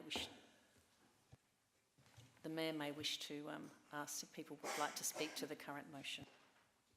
Councillor Dord, I move the motion be put. is there a seconder? Councillor Hallett, seconding that? Second it. Then I'll put the motion. All those in favour of the motion that is on the screen at the moment? Sorry, that the motion be put. Apologies. Right. All those in favour of the motion be put? 6. Against? Right, 6 to 5 I think it was. So no, it can't be. I think there was a change. I think, Councillor Harvey, you changed your mind. You had your hand up first. Yes, you did. Councillor, Mr. Cooper behind acknowledged that there was a change, and you're not supposed to change your mind unless a division is called. So I think the only way I can, excuse me, Take the vote again. I think the only way I can do this is I will do the vote again. I have not said a word. You didn't. I just... No, you had your hand up. Mr. I Cooper? am very confused, Mayor Monceau. What on earth are we voting on? The motion that you put up. Sorry, no. Look, I apologise. We're putting up a motion that the motion be put. This one. No, Councillor Harvey's motion. It's a formal motion that we vote on it immediately. Yes. There's no more talk. Right, so I have to move that again because there was confusion. So those who are in favour that the motion is put now with no further conversation, those in favour, please raise your hands. Those against? Right, so that motion is lost so that the conversation continues. And I apologise for the confusion and for being confused myself. Councillor Cornish. Thank you, Worship. I won't ask for your response to this letter of the 6th of December to be tabled, but could you possibly read it to us? I haven't got it with me. Okay, that's all right. Thank you. It certainly was an appropriate response to the suggestions that were made or were put in that letter that refuted some of the statements that were made. Thank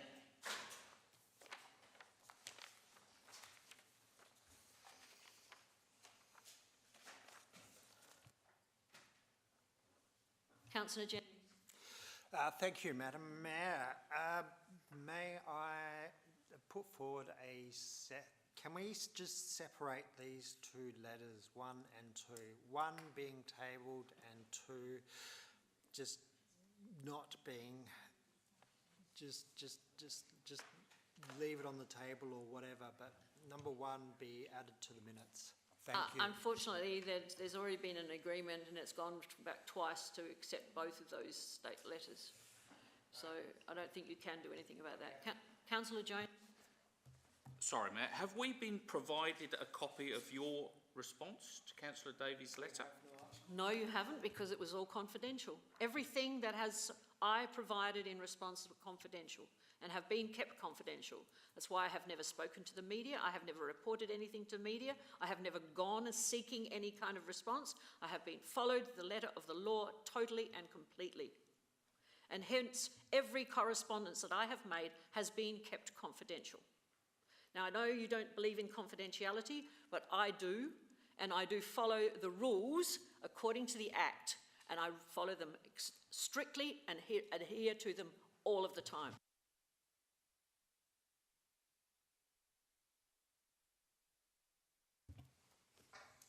Can that response be tabled, please?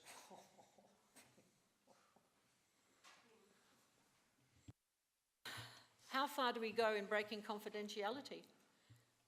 Make them confidential.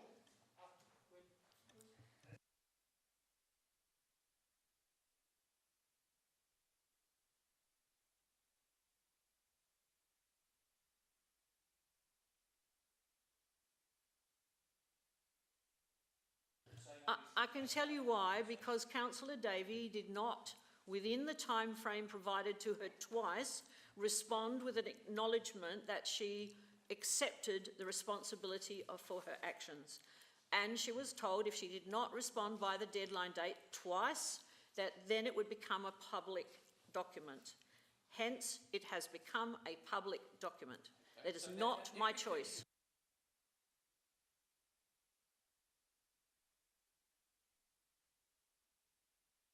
We do need to move on, so I'm going to ask Councillor Harvey to summarise, please. Thank you. I move an alternate recommendation. We're still voting on this. What? You're summing up. What are we doing? You are speaking to this motion that you put forward. That we table these documents. We're still on that motion. We haven't got to the report yet. This, and I have your recommendation for the next part ready to go. Remove this part and then your next one. I move this current item. That the personal explanation made by Councillor Davey and her letter dated 6th of December 2024 be included in the minutes. Thank you. All those in favour? Those against?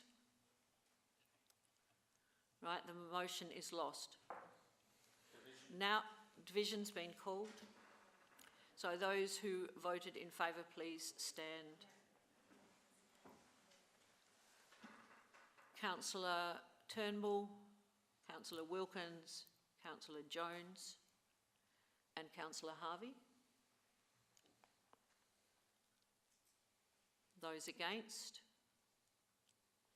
Councillor Dawes, Councillor Jennings, Councillor Hubel, Councillor Zing, Councillor Hallett and Councillor Cornish.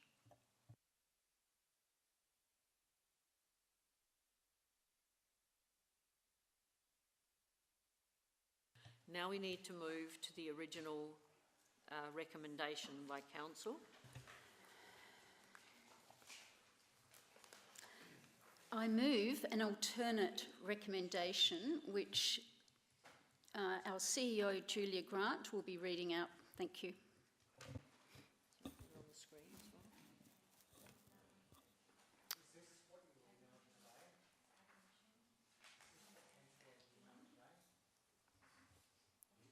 Yes. This is what you emailed today? I haven't seen it.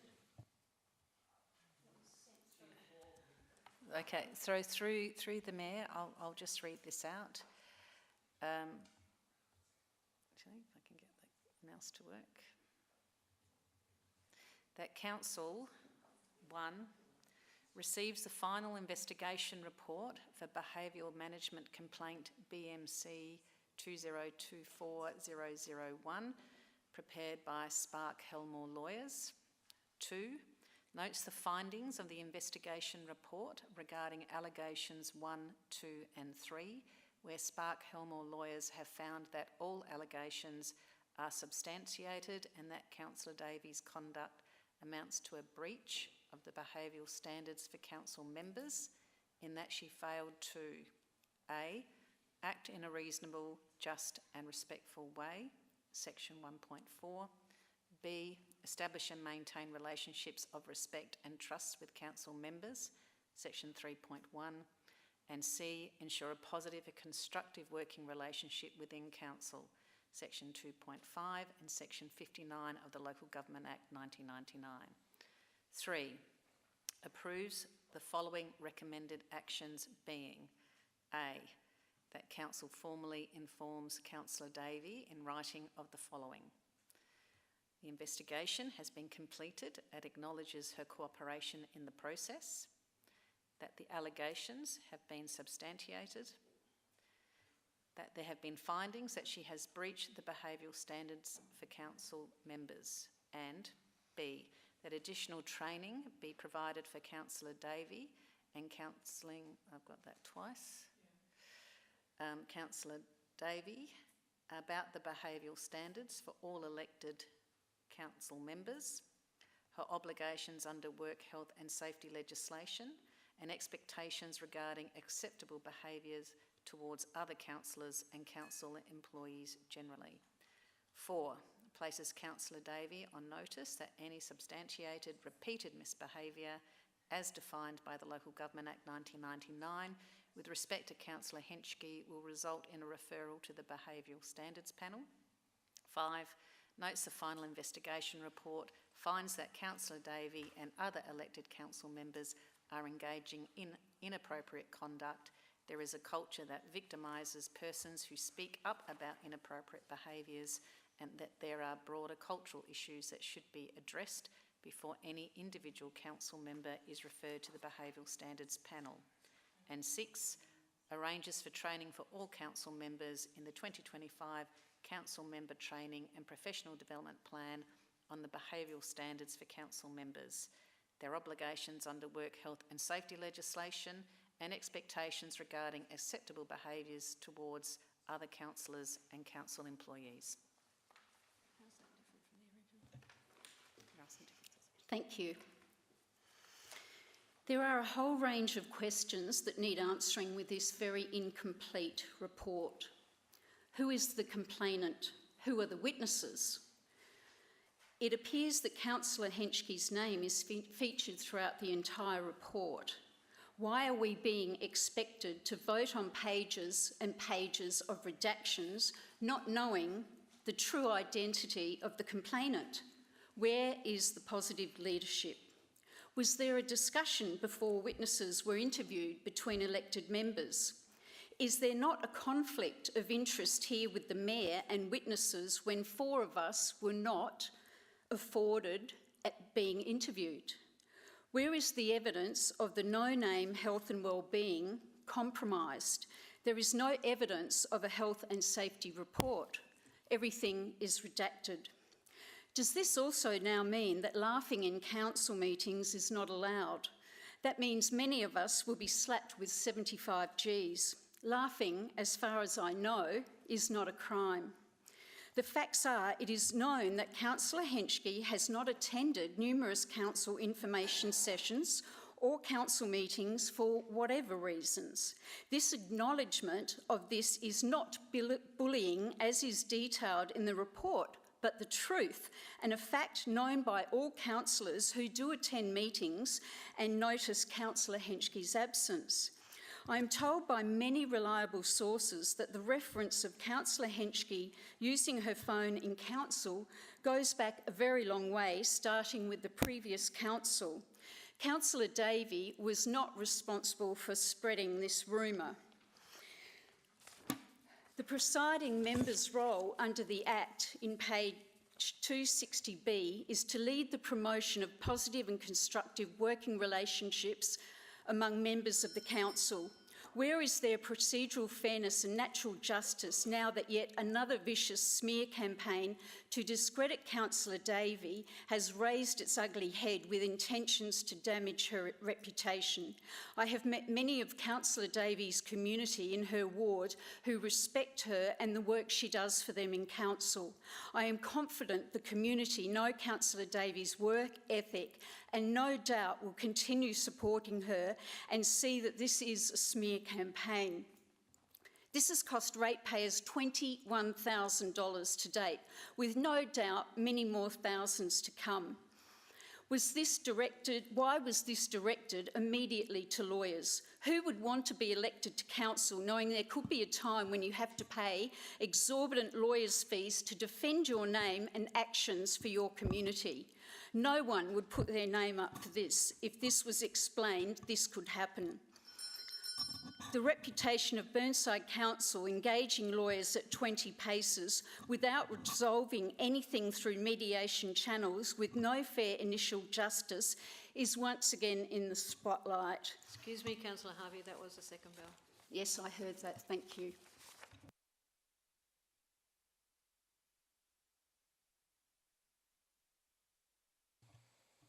I seek a seconder. Thank you, Councillor Turnbull. I was a seconder. Yeah. Do you wish to speak now? I wish to reserve my right to speak in a minute. Soon.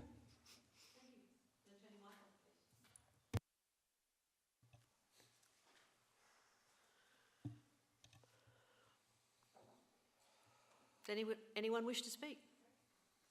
Then I will. I'll reserve, All right. Take my right away. Thank you, Mayor. I have a point of order, Your Worship. I thought I heard Councillor Turnbull say something about her right having been taken away. No rights have been taken away, Mr. Hughes. Oh, sorry, I thought I heard you say that. No, sorry, I didn't say that. Okay, carry on. I'm glad. Okay. As an elected councillor, I fully respect that our actions are subject to scrutiny and to agreed standards of conduct. However, in this matter, I cannot support the recommendations of the report. Firstly, as we've just been told, who wrote this report? There's a blank by author. So we're debating an anonymous report, and the report is based on an anonymous complaint, and so we're being asked to debate and vote on an anonymous report on an anonymous allegation. I refer to Schedule 2, list of interviewed witnesses. I note that 12 of the elected members, just 6 were interviewed. Their names and their statements remain confidential. I question why only some selected councillors were chosen for this interview. I wasn't one of them. So a selected sample of elected councillors were interviewed here. Who made this selection and on what basis? And how is this a balanced view of events? I was present at the meetings in which the alleged code of conduct breaches occurred. Had I been asked, my recollections may have been different from those in the anonymous report.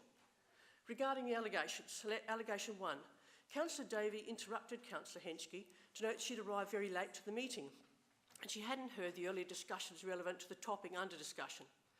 In doing this, I believe that Councillor Davey spoke out of turn, and which was a matter for the chair of the meeting to resolve. Her statement, however, was a factual observation and not incorrect.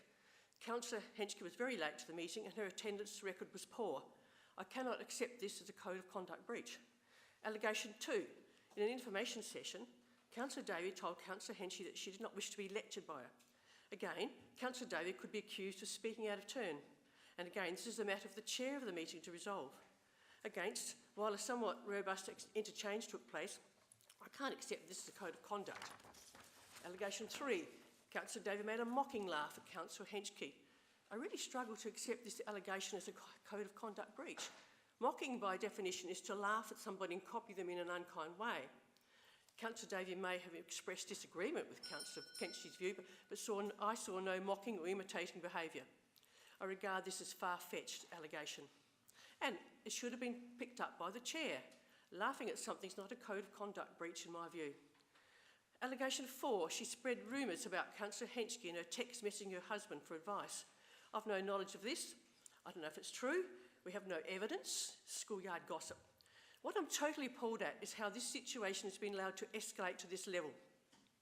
What I'm unable to see is any record of resolution efforts between the two parties made by our council leadership. Has this been undertaken? If not, why not? Why is an expensive legal conflict the first step here? Unfortunately, leadership's been non-existent. I'm terribly appalled at the financial costs, the personal costs and the energy of council that's been expended on this matter, which surely have been resolved without it escalating to this very expensive level. An anonymous report based on an anonymous complaint. And this is amazing that lawyers can have such different findings. How are we able to undertake a new series of workshops on team building in this environment? So I will not be supporting the recommendations of the report. And I won't be brave enough to say anything in any workshops from now on. Thank you. Councillor Dawes. Yes, thank you, Mayor. I just want to go back to the motion put up by Councillor Harvey. She has removed number 3 from the recommendations, and I went back with that, and that was the clause about being a bully. I think that's the one that she wanted to have removed. I think I'm right in saying that. And so what I did is, when I received that this afternoon, I looked at where it's mentioned. It's paragraph 39 on page 191. So this is a subjective analysis, and it's in the standards for behaviour of council members. And it says that a bully, or bullying, is where a council member repeatedly behaves unreasonably, and that's where the subjectivity comes into it, towards another council member, and the behaviour could reasonably, again, that's another subjective word, be considered to be distressing, victimising, threatening or humiliating. So that's what we want to have removed from the recommendation. It's a personal thing as to whether you agree or disagree as to whether that should be removed. Everything else is, I think, there. I don't think Councillor Harvey's moved anything else. There might be a couple of words here and there. So it's the one about bullying that that has been removed. So should we keep that in or not? So that's the question that we should debate tonight. As regards, an incomplete report, whether it was a mocking laugh, smear campaign, a NOS report, far-fetched. A lot of words like that have been used. I put that to one side. I have put that to one side. And for me, it is determining whether this was a bullying action or not. So that's where I'm coming from. I'll be anxious to hear what the other council members have to say. Thank you.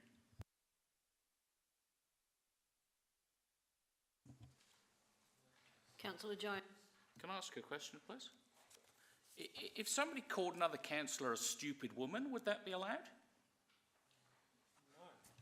If it was happening once, yes, with an apology one would expect. But if it happens over and over, or 3 or 4 times during a period of time, then that would be considered to be bullying. It's repetition, repeated behaviour. But this didn't. This happened. We're told this outburst happened once. No, there were 3. The allegations that were substantiated by Spark Belmore were that there were 3 things. The item about the gossip about the councillor using a phone, that was negated in the investigation. The other 3 were supported. But doesn't everything people say have to be taken within the context of other things that are said within council? There's got to be an objective standard. You can't have some people say things to people and get away with it, and then somebody else says, so I'm rude to Joe, and Joe just brushes it off as part of the rough and tumble of politics.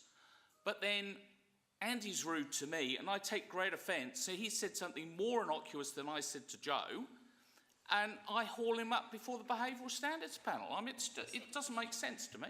It's got to be an objective standard, doesn't it? That's not a question. Well, it is a question. No, it's not, Councillor Jones. Well, I You've think it's a actually just question. debated the topic. The question of bullying is, by definition, Well, I'm on bullying. repetition. Repetition. I'm not talking about bullying yet. I'm on accusation 1. Hence, you have spoken. I Councillor. haven't. Well, in that case, if you're saying I'm spoken, which I disagree with, I'm going to speak to the whole motion. So first of all, I'm going to say, as I said, number 1, there's no objective standard to this. There's plenty of things been said in this chamber and in workshops that are just as bad as this, and to single out Councillor Davey seems to me to be objectionable, especially given, look, the compulsory training, Councillor Davey missed 9 or 10 of them and had to spend a whole day remedial training, who knows what cost to council. She never turns up to workshops. Her attendance record at council meetings is bad. Number 2, well, this again I find quite outrageous, because what is the context of this? That Councillor Henschke said anybody who disagrees with the Welcome to Country is a racist. Well, look, I'm a member of the Liberal Party. I'm used to being called a racist. It just slipped straight off my back. But maybe Councillor Davey took exception to that, and quite rightly so. But so again, completely taken out of context. Number 3, the laughter. Hey, we had a climate emergency debate where the entire chamber booed me and the mayor did nothing to stop it. Is that acceptable behaviour? I didn't complain about it. But somehow we're saying you're laughing sarcastically at someone. It's complete, code of conduct. It just makes no sense to me that we can view these things as being terrible, despite the fact that all kinds of other similar things are going on all the time, and it's just a lottery as to who makes a code of conduct complaint first. Because what's going to happen, I tell you people, if this gets up, the first time somebody's rude to me or to Councillor Davey again, there's going to be a counterclaim, and we're going to spend our entire next 2 years in council dealing with code of conduct complaints against each other, and this is the laughable standard that they will be judged against. So I hope you just reject this report for what it is. Can you turn your mic off, please, Councillor Jones? Councillor Hubel. Thank you, Your Worship. I'd like to speak against this motion, simply because I don't understand the justification for the deviation from the officer's recommendation, and there's I just don't feel that striking out, reference to a sentence, a section of the report that that states that Councillor Davey was in fact guilty of bullying. I don't think that's appropriate. I think the legal investigation has made a finding, and I think it's irresponsible of us to disregard that finding. I also note that this same thing occurred in April of 2023 when there was an investigation into the conduct of Councillor Davey, and we had legal advice that a breach of the code had occurred, and this chamber decided not to act on it. And this would be a pattern of us receiving legal advice that Councillor Davey has broken the code of conduct, and we're not doing anything about it. that starts to smell pretty fishy to me. So from a reputational point of view, I think it's off, but also I think us ignoring legal advice is negligent, I feel, for me, in justifying why I don't support this. But I'm also, what I'm hearing from the people arguing for this is that what I'm hearing is that they have a problem with there being secrecy, that they have a problem with there being allowances to protect the safety of people in this workplace, which I don't see as a reason to change the motion as it is. And then other arguments for this motion seem to be arguing about the complaint itself, which is not what this motion's about. You know, there was speaking about what the motivation of the complainant might be, conjecture. So I'd be interested to hear where that came from. There was also mention from the mover of this motion that there were further costs to come. So I'd like some information about what those further costs would be. So I don't support this.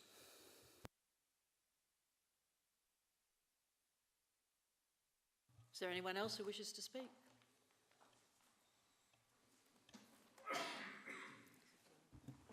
Councillor Jennings. Thank you, Madam Mayor. Excuse me, there's a frog in the throat going around. So when you get advice from your solicitor or your barrister that you've retained, you generally take it. Like you know, you've sought some advice, you've sought some guidance, and they provide you a large document, and yeah, I feel it's going to be a very slippery slope if we ignore what the what the lawyers have come up with. So I won't be supporting the current motion. I'll be supporting the motion that is of the recommendation, and we find the best way we can to move forward, and we start functioning as a workable chamber. Thank you. Is there anyone else who wishes to speak? Yeah. Councillor Zing.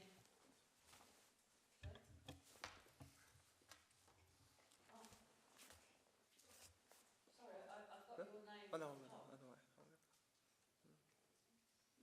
No, all good. All right, so Councillor Wilkins, you're next. Thank you, Your Worship. Councillor Wilkins, I didn't have my mic. It's okay. I'm not fussed. I find this an extraordinary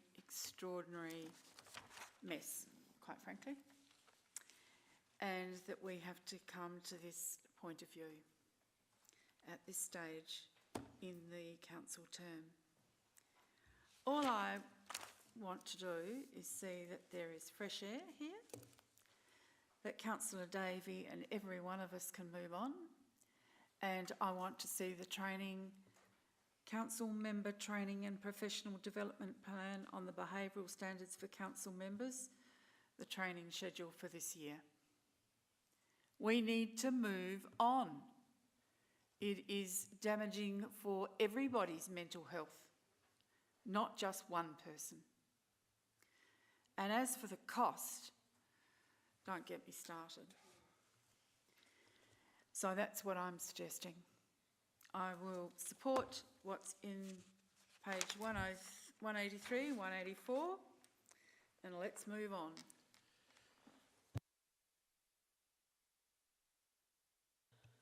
Is there anyone else now who wishes to speak? I think there are only two who have not. Three? Sorry, three. No? All right, if no one else wishes to speak, then I will go back to the mover, Councillor Harvey. I just don't think I can comment at all on this.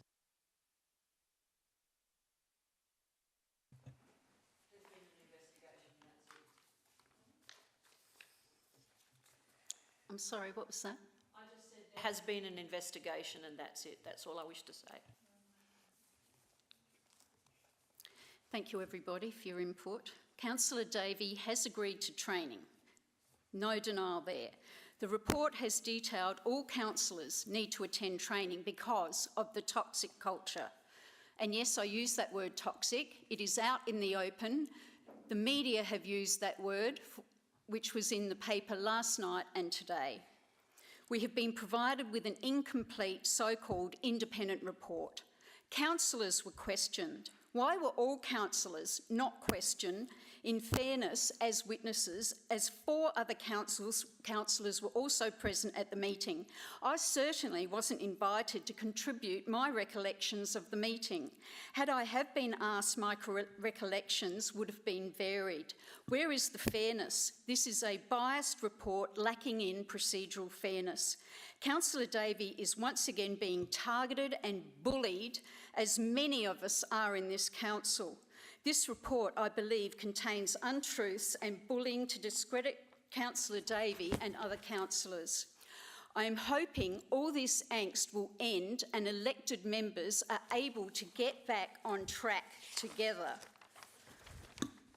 Hopefully we can put this behind us, as Councillor Wilkins has said, and we undertake the training together with hopefully some much needed team building. However, how can this happen with so many complaints on the table? I am hoping all this angst will end and elected members are able to get back on track, as I said. I put the motion. All those in favour, could you just turn your mic off, please, Councillor Harvey?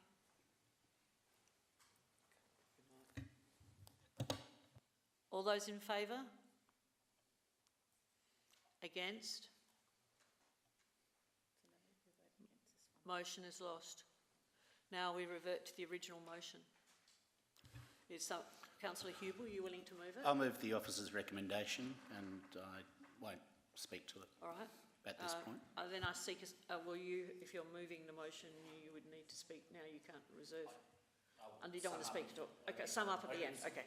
All right, so Councillor Jennings, you wish to second it? I'll second it. Do you wish to speak now? Right. Is there someone else who wishes to speak? There's got nothing, no one on the screen at the moment. You might need to, Councillor Jennings. All right, so we've got this report. Oh, please don't let me put in my password again. Excellent.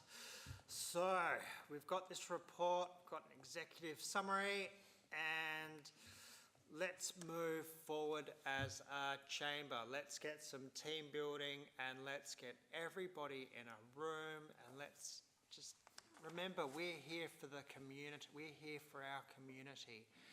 We're not here for any grudge. Like if I could, I'll use the 12th man.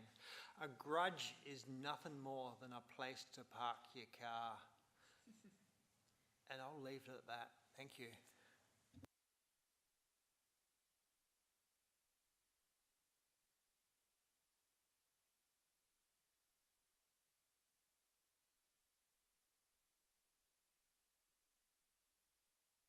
If there's no one who wishes to speak, sorry? Yes. Through the Mayor, I appreciate it's been a very difficult discussion and debate, councillors. I do want to raise that the report did not mention the work that Acting CEO Mr Martin Cooper has spoken with you about around some further training, and that's about moving forward. And we have less than 2 years left for this chamber, and I've spoken with most of you in some shape or form, and I haven't met anyone who said they haven't been here to deliver for their community. So I look forward to that training and hopefully we can move forward. And thank you very much. Councillor Hubel, do you wish to say anything else to finalise? No, thank you, Your Worship. Then I'll put the motion. All those in favour? Those against? Motion's carried, but the division's been called, so those who voted in favour, please stand. Councillor Dawes, Councillor Wilkins, Councillor Jennings, Councillor Hubel, Councillor Zing, Councillor Hallett, Councillor Cornish. Those against? Councillor Turnbull, Councillor Jones and Councillor Harvey. Got them all now? So the motion was carried. I'm going to suggest that we now have a 10-minute break. And we need to get the opportunity for Councillor Davey and Councillor Davey to come back. 10 minutes, so 9:23, 9:33. Thank you.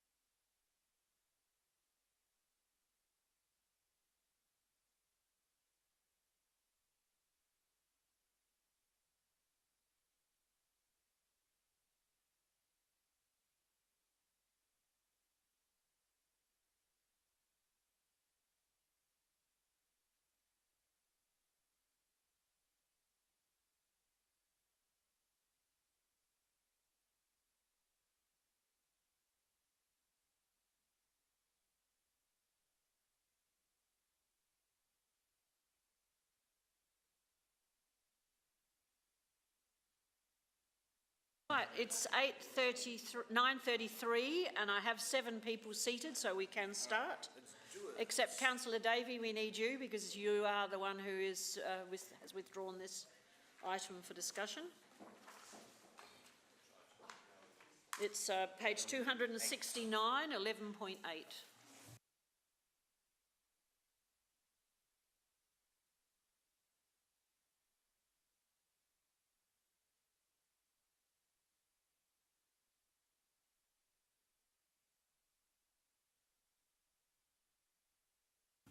Thank you, Mayor. I'll move in accordance with the recommendation. I just had a query about,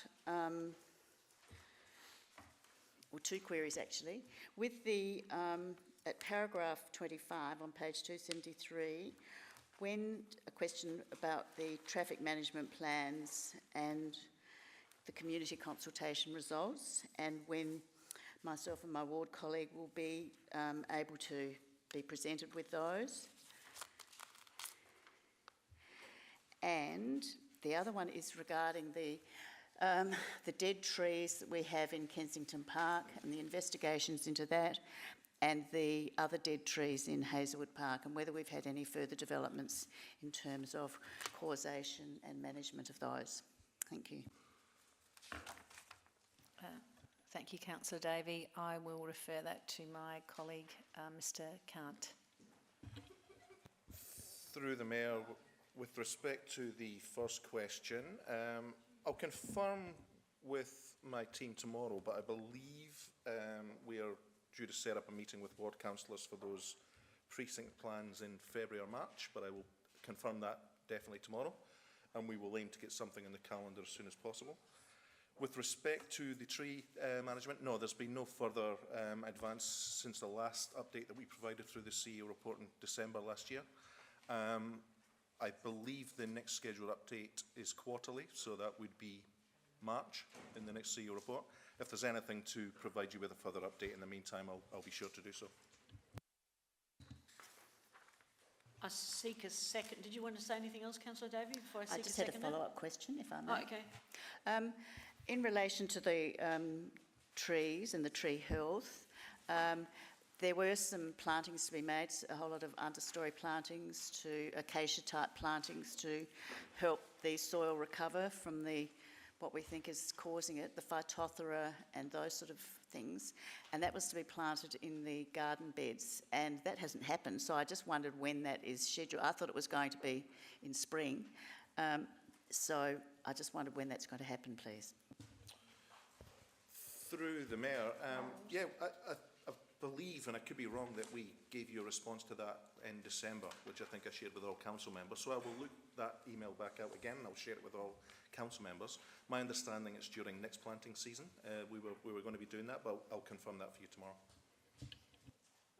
Councillor Dawes, are you seconding the motion? I'm seconding, thank you. All right, do you wish to speak? I'll reserve my right. All right. Then next is Councillor Cornish.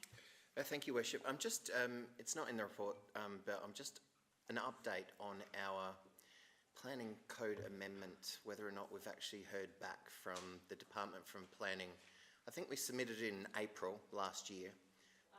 Yeah, I can give a reply to that. I attended a meeting with Mr. Nick Champion, and I managed to grab a hold of Sally, I can't remember her surname now, and said, Sally Smith, we still have not received, and I kind of shoved the original letter in her nose, and said, it's April and we still haven't heard anything about this code amendment. I think they connected with us, with Mr. Cooper the next day, because first of all, they couldn't find the letter that I'd shoved under their nose because they hadn't actually received it yet. So we have prompted them, but I don't believe we still have received anything back, have we, Mr. Cooper? Oh, we have. Oh, good. Through the Mayor, we have. Late last week, we heard from the Minister's office, and they've requested a briefing directly with the CEO and key staff that's happening in February. So we're hoping to be able to provide you with a further update soon, but you are correct, it's been 8 months since we initially lodged. Everything's a slow process, but as Mr. Champion said to us, Everyone has to endure the pain. Anyway, Councillor Hallett. Some questions, please. In regard to the letter on page 289, what does implement road dieting, which is actually on page 291, under traffic and parking, what does road dieting mean?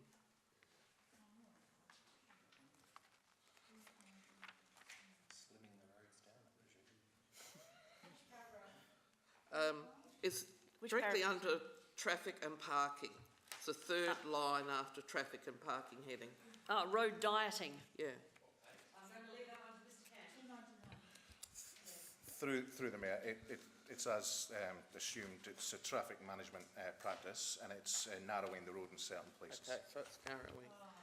Okay, and the second one is on page 4 of the letter, page 292, under existing tree canopy, the second paragraph, every opportunity should be explored to retain as many trees on site as possible.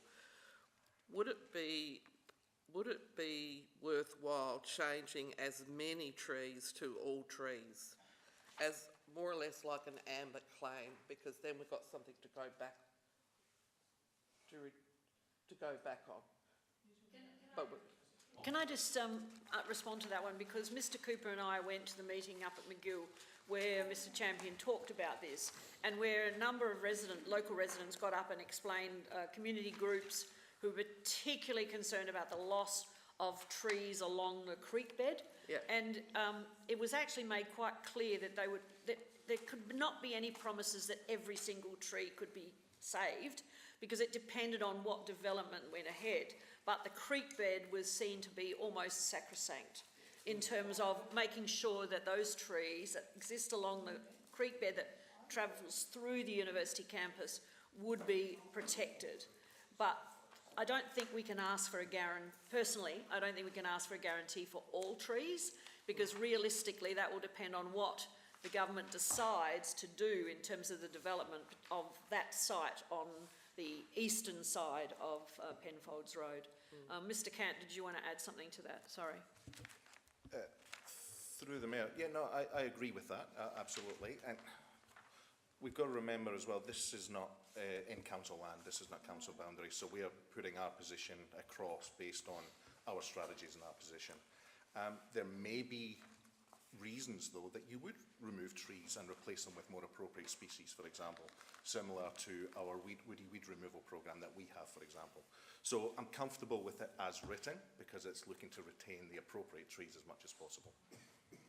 Can I just add to that too, that it is not too late for anyone to do an individual submission to state planning on this redevelopment, because originally it was scheduled to close before Christmas, but they extended to sometime in February.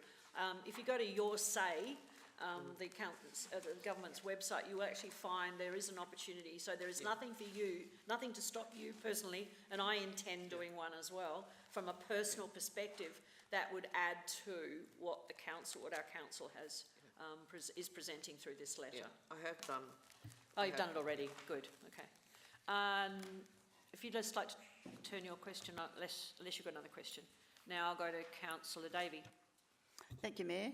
I just had a query in relation to part 2 of the recommendation about the Bentley's external audit contract. There's no information in the report, and unless I've missed it, I just wondered why they're so terrific and why we want to extend them, and how long they've been with us. Just a bit of information, please, about the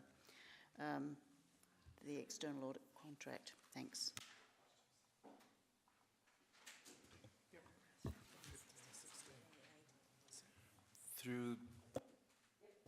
Through the Mayor, that information is in points 15 and 16 within the report, and 17.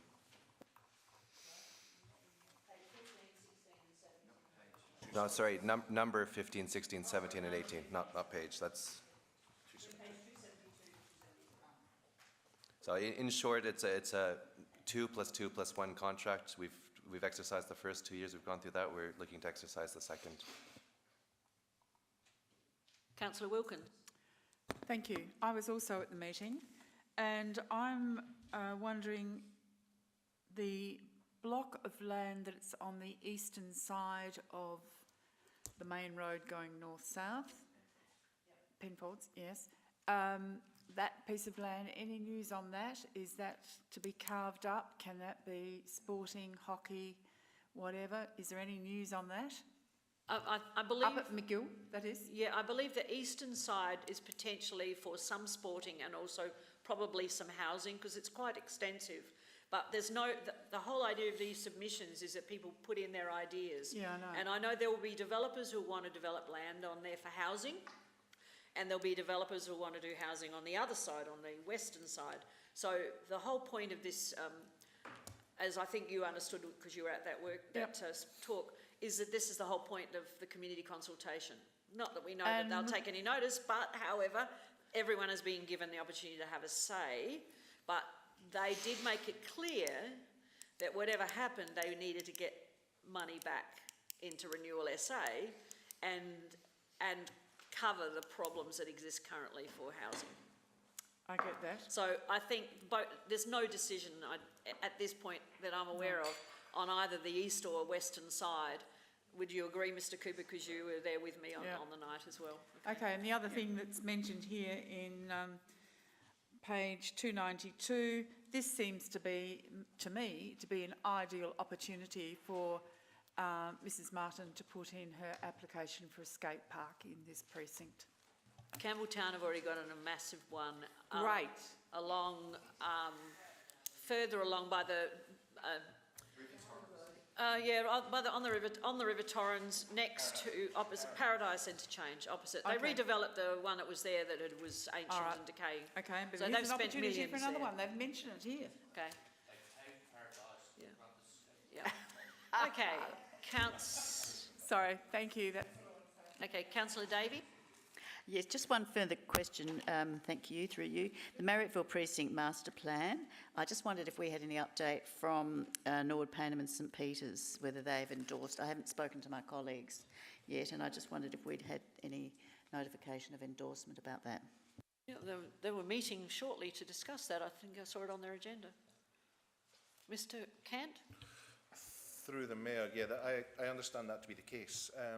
Unfortunately, it was originally planned to be done, presented to Norwood late last year, similar to the timeframe that we consider it, but it's been delayed. I'm not sure why. We keep asking for updates. I believe it is being presented to the next meeting.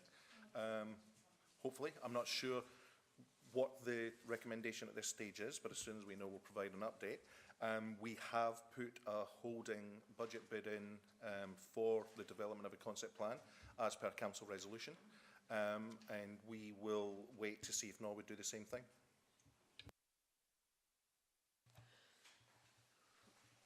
Any further questions, comments? Otherwise, I'll go back to Councillor Davey. All right, then I'll put the motion. All those in favour? Against? Motion's carried. Next is Councillor, we're moving into, we've questions on notice. There's this an apology in that question 12.3. There was just an omission that question was actually from Councillor Davey, but everyone would have received the responses by now, I believe. And now we'll turn to the next page of my page, and that is page 302. Councillor Davey, the Regulated and Significant Tree Assistant Fund top-up. Page 302. Thank you, Mayor. Just wait till this comes up. This has been held over for since way before Christmas, when the staff advised me that we had run out of funding for because of the high uptake to the Regulated and Significant Trees Assistance Fund. And so I was asked to put up a motion to ask Council to increase the budget or replenish the budget for the remainder of the financial year, which is 6 months. We have had So I've actually moved, I should say, notes that due to the success of the fund, that the $60,000 budget for 24-25 has been exhausted, having assisted in maintaining over 50 trees. Approves a further $80,000 to be added to the fund for the 24-25 financial year balance and included in the Q2 mid-year budget review. That might need to be changed. I don't know if I can do it, but I would like to downgrade that to a further $30,000. I'm not sure how the $80,000 figure was arrived at. I think it would be reasonable to ask for $30,000, and I'm not sure if that's still relevant. The Q2 mid-year budget review is still relevant. Councillor David, just before you move on, I believe you can't change a motion that is submitted on notice, but you can get someone else to move an So that's what I was signalling Okay. to do. Thank you. So since July, Council's received 37 applications in relation to 50 trees, and 41,200 and something has been approved and allocated. There's a further 18,600 waiting to be paid pending completion of approved works. As we all know, we're all desperately trying to save the trees we've got, especially our large trees on private property, and this assistance fund was designed to help people. I think there's a ceiling of about $2,000 per tree on the property. I could be wrong with that and need correcting, but I know it's a significant help for people who need to prune trees or manage them in some way because they might be dropping leaves on a neighbour or something. And so I think it's a really valid, worthwhile investment to make. So hopefully someone will amend this to ask for a $30,000 review, which I'd be very happy to support. Thank you. Councillor Cornish. I'm happy to second the motion if a variation to reduce it to $30,000 might be considered by the mover. Yes, all right, so you're going to change that to $30,000, okay. So that 80 becomes 30? Yeah. Can I reserve my right to speak Yes, but ask yes, some you can. questions? Yes, but of course you have, yeah, that's fine, you want to ask Thank questions? you. Some questions just came up to me while reading this in terms of, obviously, we've been having conversations about tracking private trees and their links to LMAs. Can I ask the administration, with this fund, and we've got 50 trees that we've just done, how many of them do we know, if any of them are connected to land management agreements that we've got with residents, and are we tracking them and even recording where or which properties have regulated or significant trees so we could eventually input it into our urban forest database? Sorry, a number of questions all at once there, but about how are we using the data that we're collecting from these tree applications? Thank you for your question, Councillor Cornish. I will refer to Mr Cooper. Thank you. Through the Mayor. We don't capture the information and retain it in terms of whether it's a regulated or significant tree. We could do. In terms of the LMA, we don't track that information either. So I can certainly take the question on notice to see whether the team have identified any that are subject to an LMA as part of those applications we received, but I can't answer that this evening. Yep, that's okay. Thank you. Also, just to add to that through the Mayor, if you look at the CEO comment, I think there is, the administration is suggesting that a review of the program be undertaken, which I think that the tracking of data would be useful to include.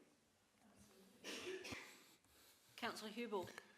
Thank you, Your Worship. I was planning on moving an amendment to change the dollar figure, but that's been agreed to. So I stayed on the line though because I did want to speak to why that has, I guess that has sealed the deal for me in supporting this.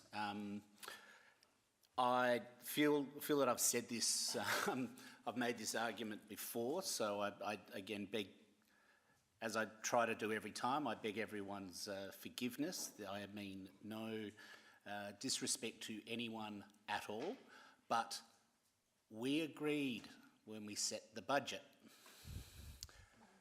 to not undertake additional spending.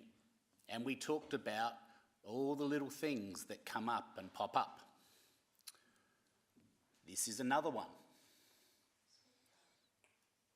This is an extra 0.2% of a rate increase that this is equivalent to. I remember at the budget speaking to wanting the rates to be higher so we could afford to do these sorts of things. The decision of this chamber was to not raise rates, and we were told by administration that if we weren't going to raise rates, we needed to not spend on all these little extra things. Again, I do not mean any disrespect to any individual, but here we go again. Seriously, people, we cannot afford to keep spending money on things like this unless we raise the rates. Now, if this motion gets up, that is an effective rate increase, but it's being done out of the budget cycle, out of the media attention. It doesn't get a Burnside raises rates headline, but we're doing it sneakily behind our residents' backs. I think this is irresponsible governance, and I'll be torn, but like I said, down to 30, I will go with this because some things need to be done and trees are vital. But we pull in the belts. Well said. Councillor Dawes. Yeah, I counted 3 buts then, so thank you, Councillor Hubel. Yeah, 80,000 was 0.2, by the way, so 30,000 is going to be a lot less. Right. Might have a question here for administration. I thought I saw it in a previous information document, but the reason why this amount of 60,000 is being completely taken up is because arborists are going to our residents and saying it'll cost you 3,000, but you can get 1.5 from the council. Is that happening? Just trying to get my memory right here, through the CEO to Mr. Cooper. You know, that's where I'm very pleased that the CEO raised that review of the programs. And what I'm worrying about is it doesn't become a resident fund, but it becomes a arborist fund. So the question is this happening? Thank you. Through the Mayor, I believe it is happening, yes. That's the feedback that I'm getting from the team who are administering the grant fundings out to the applications. And in conversations with the arborists, that's certainly one of their sales tools that they're using at the moment. So hence the reason why it is important for us now to take stock and review the whole scheme and to consider how we can refine that. Councillor Jones. I've got a question, please. This is kind of a follow-up from Councillor Cornish. Part of your review, would we be able to say, we'd love to give you some money if you just signed this LMA to retain the tree forever? I know he's going to say that. Through the Mayor, I think we can look at that as part of the review. Councillor Jones. Councillor Cornish. Councillor Dawes' comments actually made me want to ask another question if I could. What are the current restrictions on the program? Like, I did have that worry too, and I made a note, and then I went to the policy and found out that you can't get repeat year on year grants from the program. But maybe if we can have a summary of the current program to get an understanding of arborists. And the next question, I'll do a two-parter. Do we have I'm presuming the administration knows what the rough cost is. My big problem is it's not going to be like a housing grant where all of a sudden all the houses are $15,000 more expensive because you've got this grant. Is it still the rough cost to get the tree done, or are arborists artificially increasing it by the $1,500 or the $2,000 and making a mozza from the council grant? They're the questions. Or maybe that's in the review. I don't know. Thank you for the questions. On our website, there is, if you look under the Significant Tree Assistance Fund, you will see an application form which includes those conditions.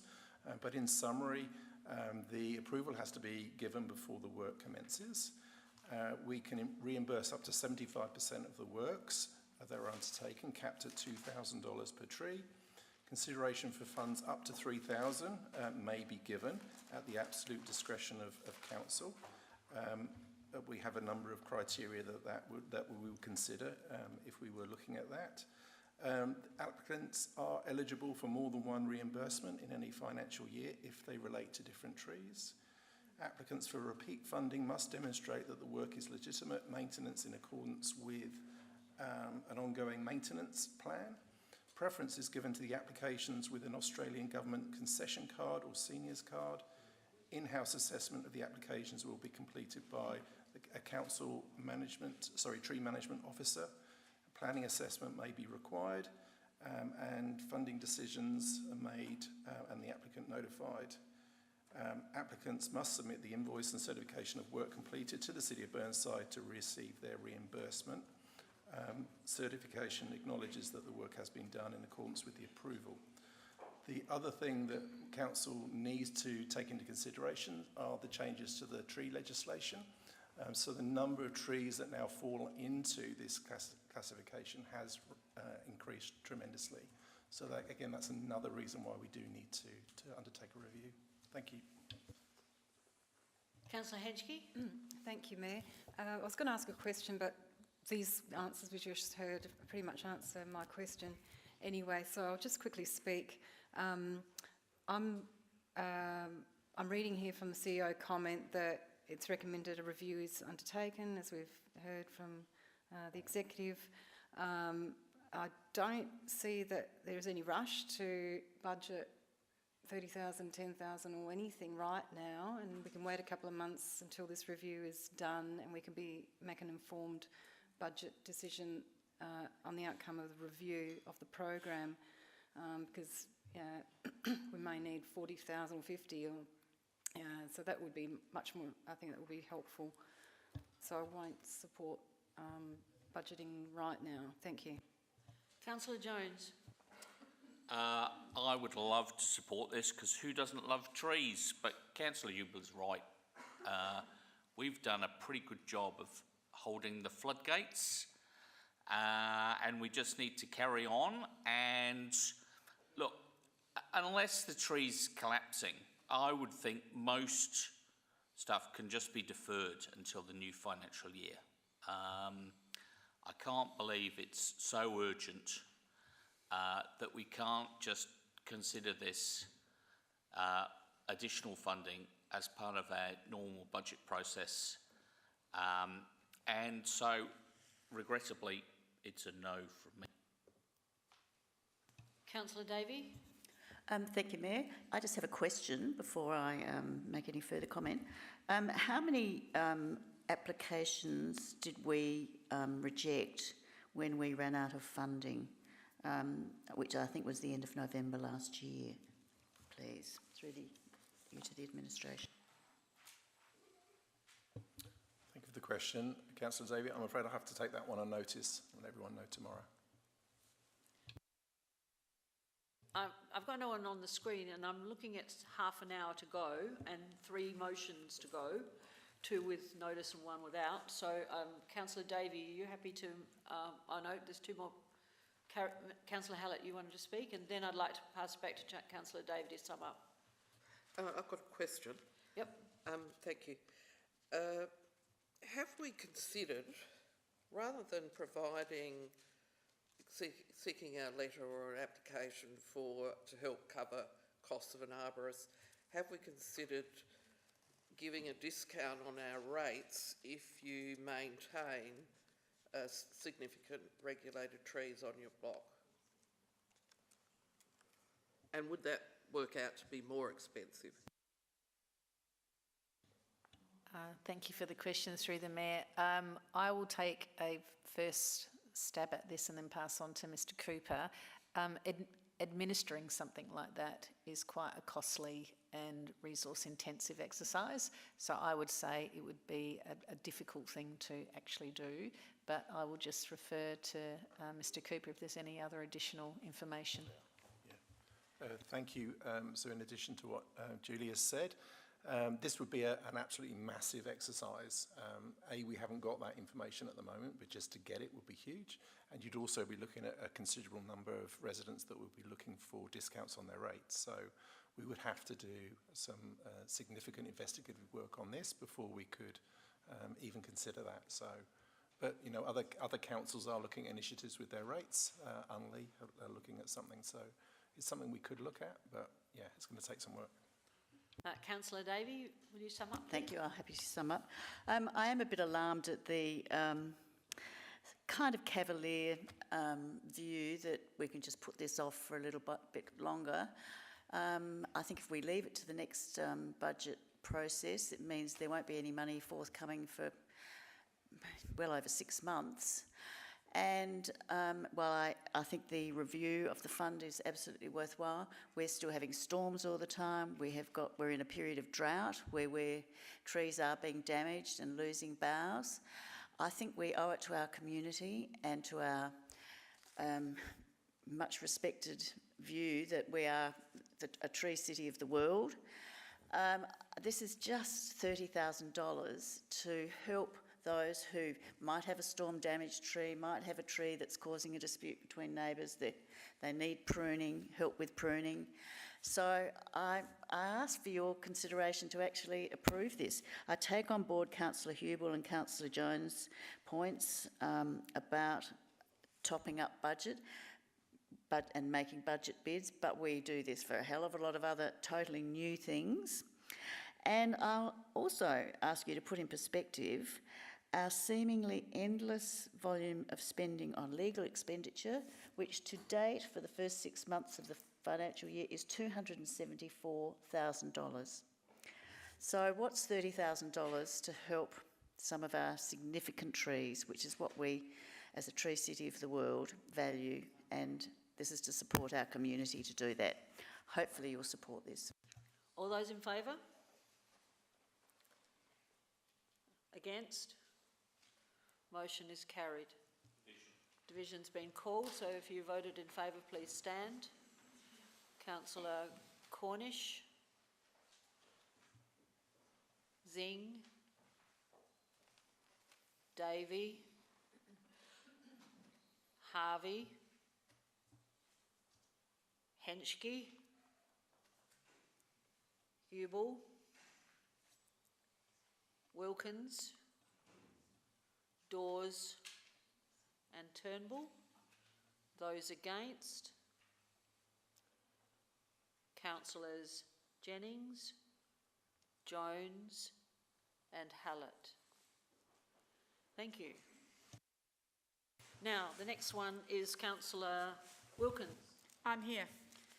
And on your desk, thank you very much, on your desk you have a plan of Pineview Village, and you also have a photograph taken recently of the proposed addition to the front of one of the colonial units.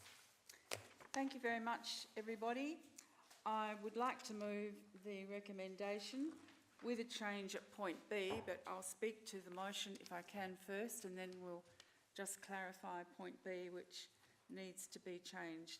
They can't have a residents' association, it can only be a residents' committee. I raise this important matter following the recent matter of appointment of a new board for BRSI. I was contacted by residents because they were upset by the exterior of the recent addition to Unit 29 in the southwest corner of the village. You've got that copy of the plan and the photograph. The jewel in the crown of Burnside, as the previous Mayor David Parkin was wont to promote this retirement village.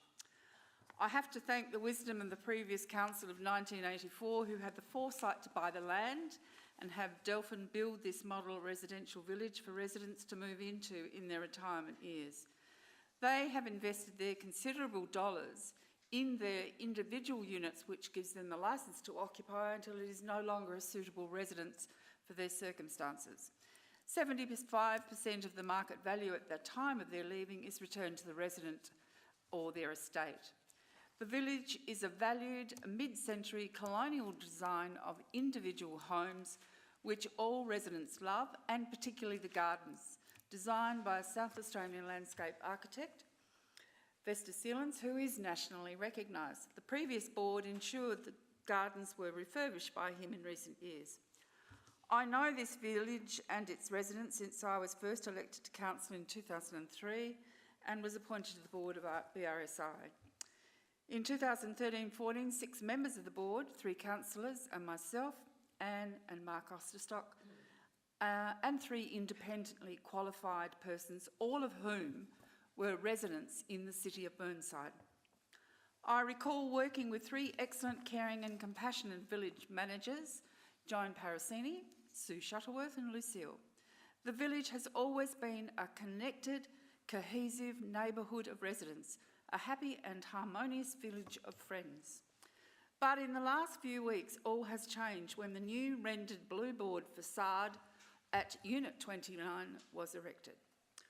All residents have an investment in this village. Internal refurbishments have always been done when a resident leaves, and residents have been praising the internal changes that have been made recently, plus the safety changes to the 1980 designs. But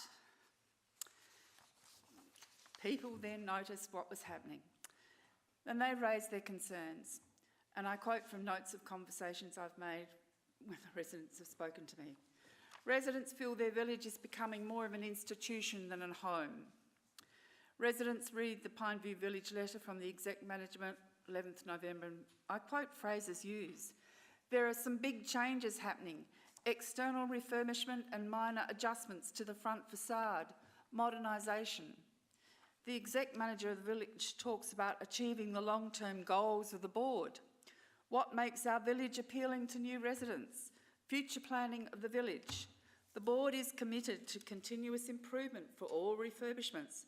Future decision to contemporise the village. But residents could email, drop in a form, or use the iPad at the office to provide written feedback. No face-to-face meeting where plans for these 2 units renovations were shown to residents, and no discussion before commencement. Councillor? Can I That was your extend my... second bell. What? That was your second bell. How much more have you got? I've 2 got sentences? 1 sentence? several, but I will be very quick. 1 sentence. Okay, unless you've got someone going to give... I'm Because just I know looking there at are the time. You've got 2 more to go. I move that All right. Councillor Wilkins, you Okay. finish. Can I go? Go on then. Hurry. I quote from residents' conversations. These are not stupid people. They're educated, intelligent, capable, older professional persons. We must keep the spirit of the original design. It has spoilt our village. It's the feeling. Will actually deter new residents from buying into the village. It's a clumsy attempt to turn 2 1980 homes into an ugly, unrefined style of 2020s. Classic facadism, visually out of scale of the entire village. In short, it is an aesthetic disaster, said one resident. Inappropriate, unnecessary, ugly addition, poor communication by management, bad and ugly design, and what is worrying everyone is that the ill-suited facades may be planned for the other village units as they become vacant. At the monthly morning teas, the plans for major external changes to units 28 and 29 were never discussed with the residents, and they were never invited to comment at the time. But they could comment via iPad. Put your notes on the iPad, and I could go on. Councillor, just try and focus on the motion, please. So I am asking that we need to... I'm just going to read this. Do I need to read it? You can all read it. Number C, number B. Number B. We need to change number B, and if I could ask my co-ward councillor to actually move the change. I'd like to move that we support for the residents to participate in a residents' committee. So we want the residents in the village to be on the committee. Yes. If you're seconding, you can make the change. Thank you. Support. Yes, seconded. So that's the change that is changed from the... Residents Association to Residents Committee. Absolutely. But they all want to have a say and be spoken to and valued, their opinions to be valued. And to be listened to. Precisely. Thank you very much for your attention. Councillor Jones. Begs the question. Oh. Why can't they have a residents' association? Because a residents' committee sounds exactly like a residents' association to me. The charter needs to change. Can we have Mr Cooper or Mr Spearman give us a very quick answer, please?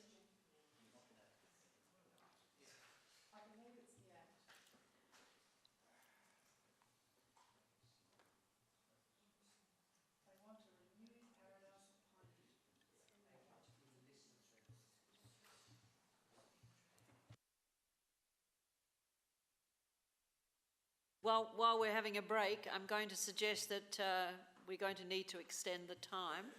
Can I suggest that we can extend until 11:15 or earlier? That gives it 15 minutes beyond the 10:30. Councillor Turnbull, you moving it? Okay, seconded Councillor Jennings. All those in favour? All right, it's carried. While there's a break... I know there was a... I know. It's not... Can I ask a question? Yes, Councillor Turnbull. Can I ask a question? Only if it's related to this. Urgent business one. Yeah, no, I appreciate that. We can't talk about that now. Just while there's a break, I thought we could fill in the time. No, we can't. Now, we're ready? Through the Mayor, to answer the question that was asked, the law, and more specifically the Retirement Villages Act, determines the mechanisms for how a retirement village engages with its residents. So the residents of Pineview actually did have an association, but they were not compliant with the law. So as such, the residents decided to remove it and replace it with a committee instead.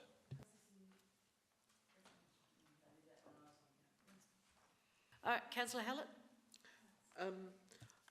This is a comment, but and a suggestion to the mover. I would be happy to support this motion if there was a point 3 added to it that we would consider limiting, or that the review would consider limiting access to retirement services to long-term residents of the Burnside Council area. I think most of you have known that I've consistently said that I think that we should, if we're providing this type of service to the community, a retirement village, then it should be for residents of Burnside. They should be the ones who are reaping the rewards. And I think we should be setting like a time that they had to have lived in Burnside for 25 to 50 years or whatever. And it's my understanding that there are a percentage of residents who are Burnside residents, but there are also some from outside the area. So that's what I think we should really, that's the most important thing that we should be doing, is ensuring a benefit for our community. While I agree with the sentiment, the practicalities are that without input from other areas, the facilities may not be leased, may not be sold, and hence they would be running at a financial loss if we relied only on residents wanting to buy who were currently Burnside residents. That's the issue, that when I was on the board for 9.5 years, we could not have done that and made sure that we filled every house. Right? So back to Councillor Cornish. Thank you. Just on that particular topic, actually item 7.3 of the actual current rules says that preference will be given to such residents of the city of Burnside as the board may from time to time determine. So it's actually already included in the rules and constitutions of the RSI. But it doesn't say that it will only be. No, preference to be, yeah. Anyone else wish to speak? Otherwise we'll go back to Councillor Wilkins to sum up. No, Councillor Davey, you wish to speak? I just want to say I support this. I think this is an excellent start, and we'll get a report. I think we've covered everything, but we must have proactive support for the residents to be able to have a say, because it seems that has waned significantly in recent years, and that's very sad. Thank you. Councillor Henschke, I've let Councillor Davis, yeah. I need to let you. Thank you. Question, just to clarify, these points don't specifically refer to rules, I suppose, for the assets and changes to the assets. So I presume then the report will address changes to infrastructure and that were brought up by I don't think it'll go as far as that, No. but I think we'll be guided by the report that comes back and by Right. conversations with the board, Right. current board. Okay, Councillor thank you. Wilkins. Yes, I hope so. It's been clear to several of us that, having been on the board for several years, that we need to know what's actually happening down there, and I know the CEO previously had been attending, and the Mayor has, but we need the board chair to come back and report to us. We are the body, we are the member, and we need to know what is happening to our asset down there. And we need to value the comments that are being made by residents. Thank you for your support. All those in favour? Against? Motion's carried. Councillor Dawes. Thank you, Mayor. First of all, I want to just thank the deputies, especially young Max. I thought he was fantastic. This motion has three parts. First of all, we talk about the $40,000 budget bid for the feasibility study, the concept design and the community consultation for a wheel park at Linden Avenue Reserve, including the road closures. The second part is talking about the pump track being sold, where the proceeds are put against the feasibility costs. And the third part is the feasibility report coming back to council during the next financial year with options. Again, I want to repeat that Linden Reserve is a road reserve. It's not a park, it's not a community land.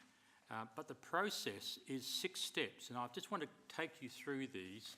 And I want to thank the staff here, in particular Barry, Aaron and Kelly, who put together what I call a very good package of activity. The first step is the road closure investigations in July, August, which the staff will do. Then the feasibility study in August, September. And then the council would receive this feasibility study in October with options. Then we will complete the concept design in October, November, and they will be reviewed at the next December meeting of council. Then we go through the community consultation in February and March with a final decision for council in April 2026. So it's a long 9-month project, but I think it's done in accordance with the processes that we've done with various other projects in the past. And this also marries in well with the review of the draft Youth Action Plan, which we will receive in May 2025, so only 4 months away. And what I got from the deputations was a lot of good points, and the one that I wrote down was from Ben Holmes, was be active together.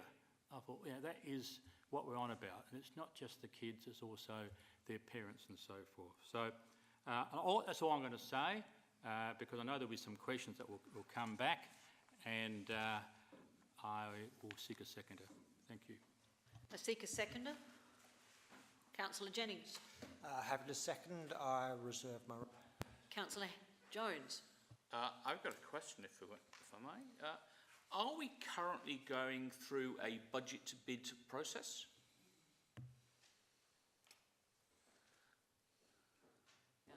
Through the Mayor, yes. And has Councillor Dawes put in a budget bid for this project? The answer is yes.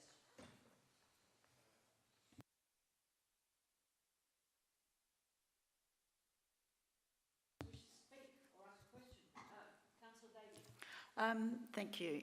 As this is in my ward, I'm very cognisant of the businesses around this site and the residents around this site.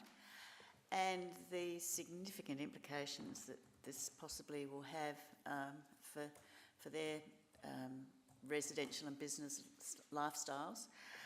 The other thing that I'm fascinated with is that we're proposing to close roads. And so before we go down the track of that, I just wondered what sort of, I know we're asking for a feasibility, amount for a feasibility study. I just wondered what it costs to explore a very large road closure and how we go through that process with Department of Transport. If I could have a bit of an idea, please, about that.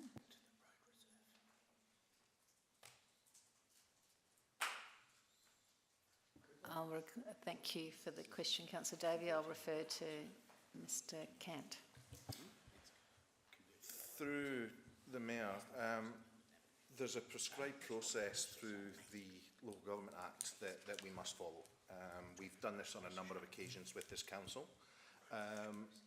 It involves doing an assessment, working with the department. It involves consultation with the local community. There'll be several hold points for council to consider whether it wishes to progress. You then, in conjunction with the departments and with community support, you then apply to the Minister for consideration of the road closure.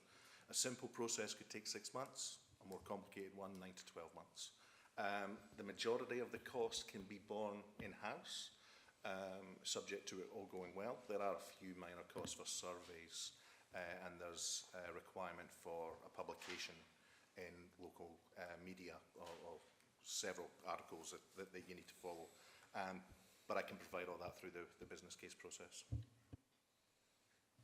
Just, I beg your pardon, just to add to that, through the Mayor, it would also be, I would be thinking, part of an advocacy plan. If we were looking to, if there was support, then obviously we'd be looking for external funding. Councillor Jones? I have another question. As I mentioned in my question in the deputation, has this site, the council's done a number of reports on possible sites for a skate park in the city of Burnside. Has there been a report considering this site? Mr Cant? Through the Mayor, you're testing my memory on this one a little bit. Long story short, yes, it has been identified as a potential location in the past of this council. What you're referring to is when council set its criteria for the ideal locations throughout the city based on maximum consistency with the criteria that council set. Things like complementary services, facilities, toilets, barbecues, other activities for whole family activities were missing at this site, and that's why it didn't make that short list at that point. But it was on the secondary list at that stage considered by council. Okay. I do remember Mr Cowley telling me that he had engaged Kelly to look at that site for the potential for putting one in, because it's a sloping site, that there may have been some complications. So I know it was investigated at some point, but not fully reported to us. That is true, and any potential concept plans or feasibility study will have to take that into account and present all that information to council. Therefore, noting that that report exists... Is this a question? In accordance with point of order... Sorry, is this a subsequent question? It is. Well, it's a point of order subsequent to knowing that report exists, which is that in accordance with section 18 of the meeting procedures, I require that that report be tabled so that we can consider that report in our deliberations on this matter. I don't believe there is a formal report as such. Is there, Mr Cant? Through the Mayor, to clarify, there was information presented to council, and yeah, and it had a spreadsheet attached with every single site in Burnside that allocated compliance or non-compliance or partial or otherwise with the criteria set by council at that stage. That was definitely in the last term of council, perhaps even the one before, I can't recall. We wouldn't be able to find it this evening. We would have to provide it under separate cover.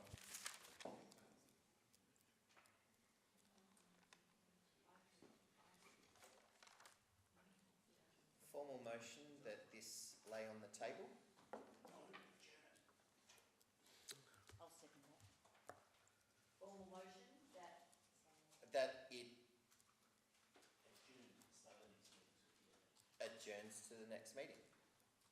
So we've got the ability to get this report. All right, so you've moved that. Councillor Davey has seconded that. All those in favour? Against? So I think it is carried. It was 5. No, I have to do it again. We've got 5. Sorry. Yeah. So I just need to do it again. All those in favour of the adjournment or holding over to the next meeting? 1, 2, 3, 4, 5, 6, 7. That's more inclusive, right? Are those against? 1, 2, 3, 4, 5. All right. So Division? the motion is carried and a division has been called. So those who voted in favour, please. Don't think you can do a division on No, a formal motion. motion, do you? Double checking. No division called on this one? Yeah, yes, you can call the division on a formal motion. Okay, you can, all right. So one's been called. Division's been called, so those of you who voted in favour, please stand.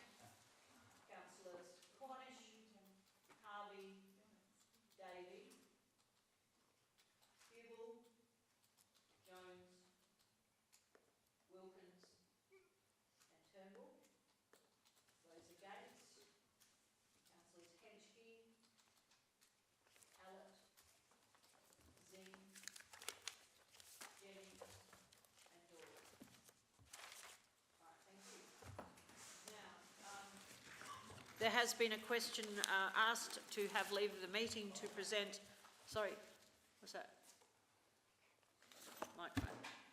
Yes, Just a query that therefore will now be on the next agenda, is that correct? that's my understanding, or But now what will be a with motion any on notice reports. or a report? How is it, can you advise me on that? Yeah, with any information that was required. Motion on notice with Yeah. the information, thank you. I have had a request from Councillor Turnbull for a motion without notice that you will have to agree to allow her to present, to seek leave of the meeting. So I need an indication as to whether you support the opportunity for her to do a special motion at this point in time. So those in favour? 1, 2, 3. I think I sent, no, I didn't send it to you. It's about Tusmore Park. Vandalism. 1, 2, 3. Urgent. Hang on, don't shout out, please. All right, it's Councillor Turnbull's motion. She's the one who I'll just press to needs say to it's an speak if urgent needs, motion. if needs to. There's 6 people, so that's... All right, those in favour of allowing Councillor Turnbull... Right, aren't you going to vote for yourself? 1, 2, 3, 4, 5, 6. Okay, thank you. Right, we have allowed until 11:15, so Councillor I'll quick. Turnbull, off you go. If that motion could come up, please, I'd be grateful. Oh, there it is. Yes, it's on there. It's okay. I won't read it out because you can all read. It's mainly about vandalism at Tusmore Park, and we've all had emails from the residents there with all the things that are happening in Tusmore Park. It's actually very, very, very busy in Tusmore Park now because of the wading pool. But I'll just say there are many advantages of living next to a public park, but recently living in Tusmore Park seems to have had more disadvantages, and there have been reports to council from adjacent residents of vandalism and attacks on their property. Other residents have talked about the constant loud noise up to 12 hours a day and the traffic and the parking problems. As one resident ruefully said to me, "I've just retired, I wish I could go back to work." One resident was cooking a barbecue on his upstairs patio and copped a barrage of rocks hurled by some device from First Creek and was out of range of his CCTV. Other neighbours, including a 90-year-old woman, has also complained. Police have been called numerous times, but the offenders, of course, run off before they arrive. One suggestion from police is that Burnside Council could install CCTV cameras to give residents more peace of mind, and they are entitled to that, and to minimise the damage being done around the Tusmore wading pool and the Lions Bookmark building. This obviously needs to be explored further with regard to legality and the cost. I've also had residents living near to Newland Reserve complaining about antisocial behaviour and noise and litter on the tennis courts late at night. Perhaps locking the gates would help that one. So I ask you to support the motion, which basically just asks for updates from SAPOL and an information session from Superintendent Scott Denny to talk about it and to see what could be done, and perhaps that council investigates what preventative measures could be taken in Tusmore Park. The people are really at the end of their tether down there, and I've had lots of phone calls actually. So thank you. I hope you support it. Seconder, please. Councillor Davey.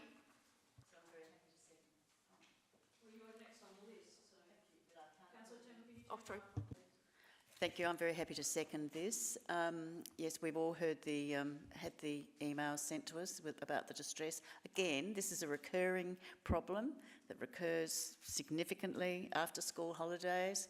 There's also an issue which I work closely with my Nord, Payneham and St Peter's council colleagues who border my ward, and they're the ward members for this area. I've let them know about these problems because I don't know if they're actually aware that their residents are the ones who are suffering so much. But it's a multi-council because of the nuances, and our new CEO will understand these nuances soon. With our biodiversity sites, there's a whole complexity of issues, and the wading pool and how that's managed and attended, and the weather obviously influences that, is a huge influence. So I think we've got to do something. We've been trying to get Superintendent Denny to meet with us for a long time, so I think this is very timely. Hopefully this can be soon as a matter of urgency. And I agree with point 3 about the preventive measures that could be undertaken. We've got to do something constructive. Those poor elderly people are suffering enormously. Thanks. Councillor Harvey. Thank you, Mayor. I'd like to thank Councillor Turnbull for putting up this motion. These residents are extremely stressed. I've had dealings with them also, and what they are going through is absolutely not acceptable. So I absolutely will be supporting this for the residents of Tusmore. Thank you. Councillor Cornish. Could I just ask the administration to provide us with an update from Superintendent Scott Denny that we may have recently received?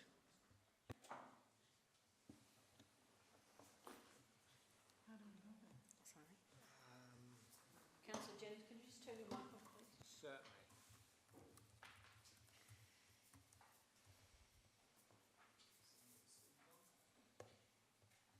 Oh, sorry. Oh, it's Okay, through the Mayor, we received an update from Superintendent Denny this afternoon. I did send you, all council members, a copy of that, but in summary, he apologised for not getting back to us at the end of last week.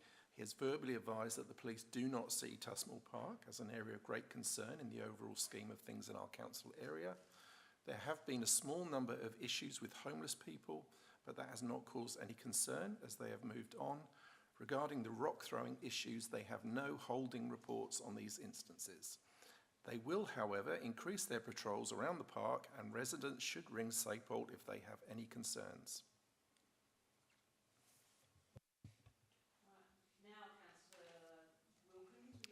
Yes, I will speak. I actually, after speaking with Jenny a couple of days ago, I drove out there to Tusmore Wading Pool 2 nights ago on dusk, and just to have a look at the site. And I perchance met and talking to a gentleman who works at Glenside, so we got chatting on Glenside, but he always walks through that area. And another lady called Jill, who actually works in Bookmark. And the Lions use the Scout Hall. It is state heritage.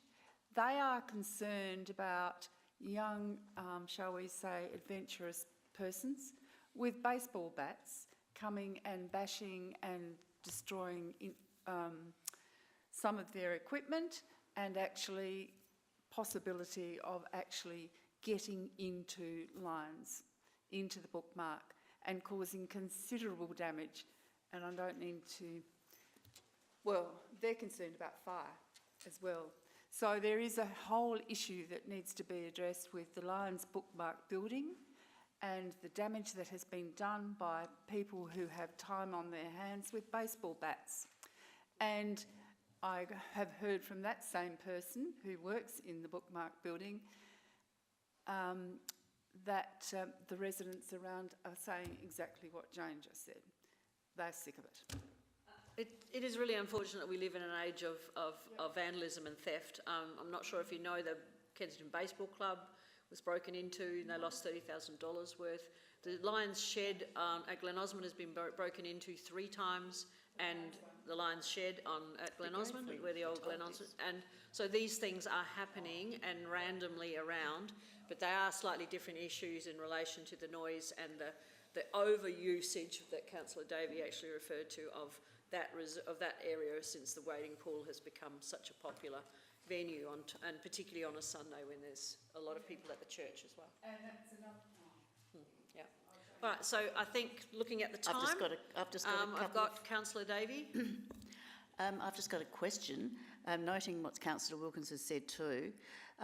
We set in train, I think a year or so ago, the last time there was this big outburst of violence and behaviour and horrible goings on, that we would liaise between our executive and the Norwood, Payneham and St Peters executive because of the closeness and proximity that we've got. I just wondered if we're still doing that and we've got any close working relationship there that we can build on and work together on. Thanks. Thank you for the question, Councillor Davey. Through the Mayor, I'm not aware of this specific issue. I am planning to meet with the CEO shortly, and I will definitely bring this up. Councillor Harvey. Thank you, Mayor. I just have a question, and that is, has anybody from council reached out to these residents to discuss their issues that they have? Because I have been told that nobody has. The only person that did reach out to them was former CEO Chris Cowley, who supported them immensely, and then it all fell off. I have written to all of those who've corresponded with me and said to them that we are currently investigating the situation and that we are intending to take action. So I have written to all of those who I have received emails from anyway over the weekend. Councillor Jennings. Thank you, Mayor. I'll be quick. Can we invite SAPOL Superintendent Scott Denny into a session to have a chat? I did not like... That's what it says. Yeah. That's on the... All right. Okay. Excellent. Councillor Dawes. Yep. I'm moving on quickly. Councillor Dawes. There's a question, because this is on the boundary. There's an oval next to the bookmark, and we do mow it, I think, correct? Yeah. So if we're going to get preventative measures, do we also do the measures on the southern side, or is that Norwood Paynham's responsibility? I think that's a matter for the 2 CEOs to discuss and as an opportunity to resolve some of the issues for Summers in particular. Councillor Cornish.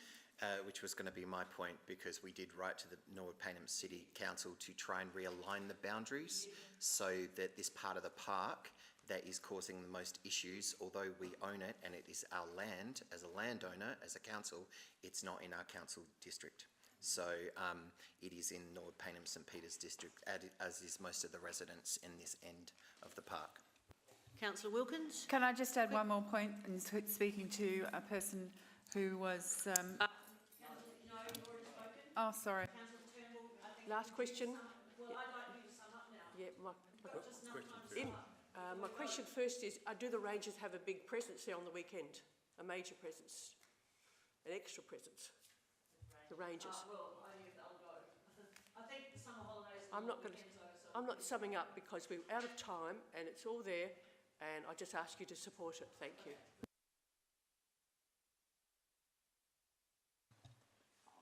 Against? Carried.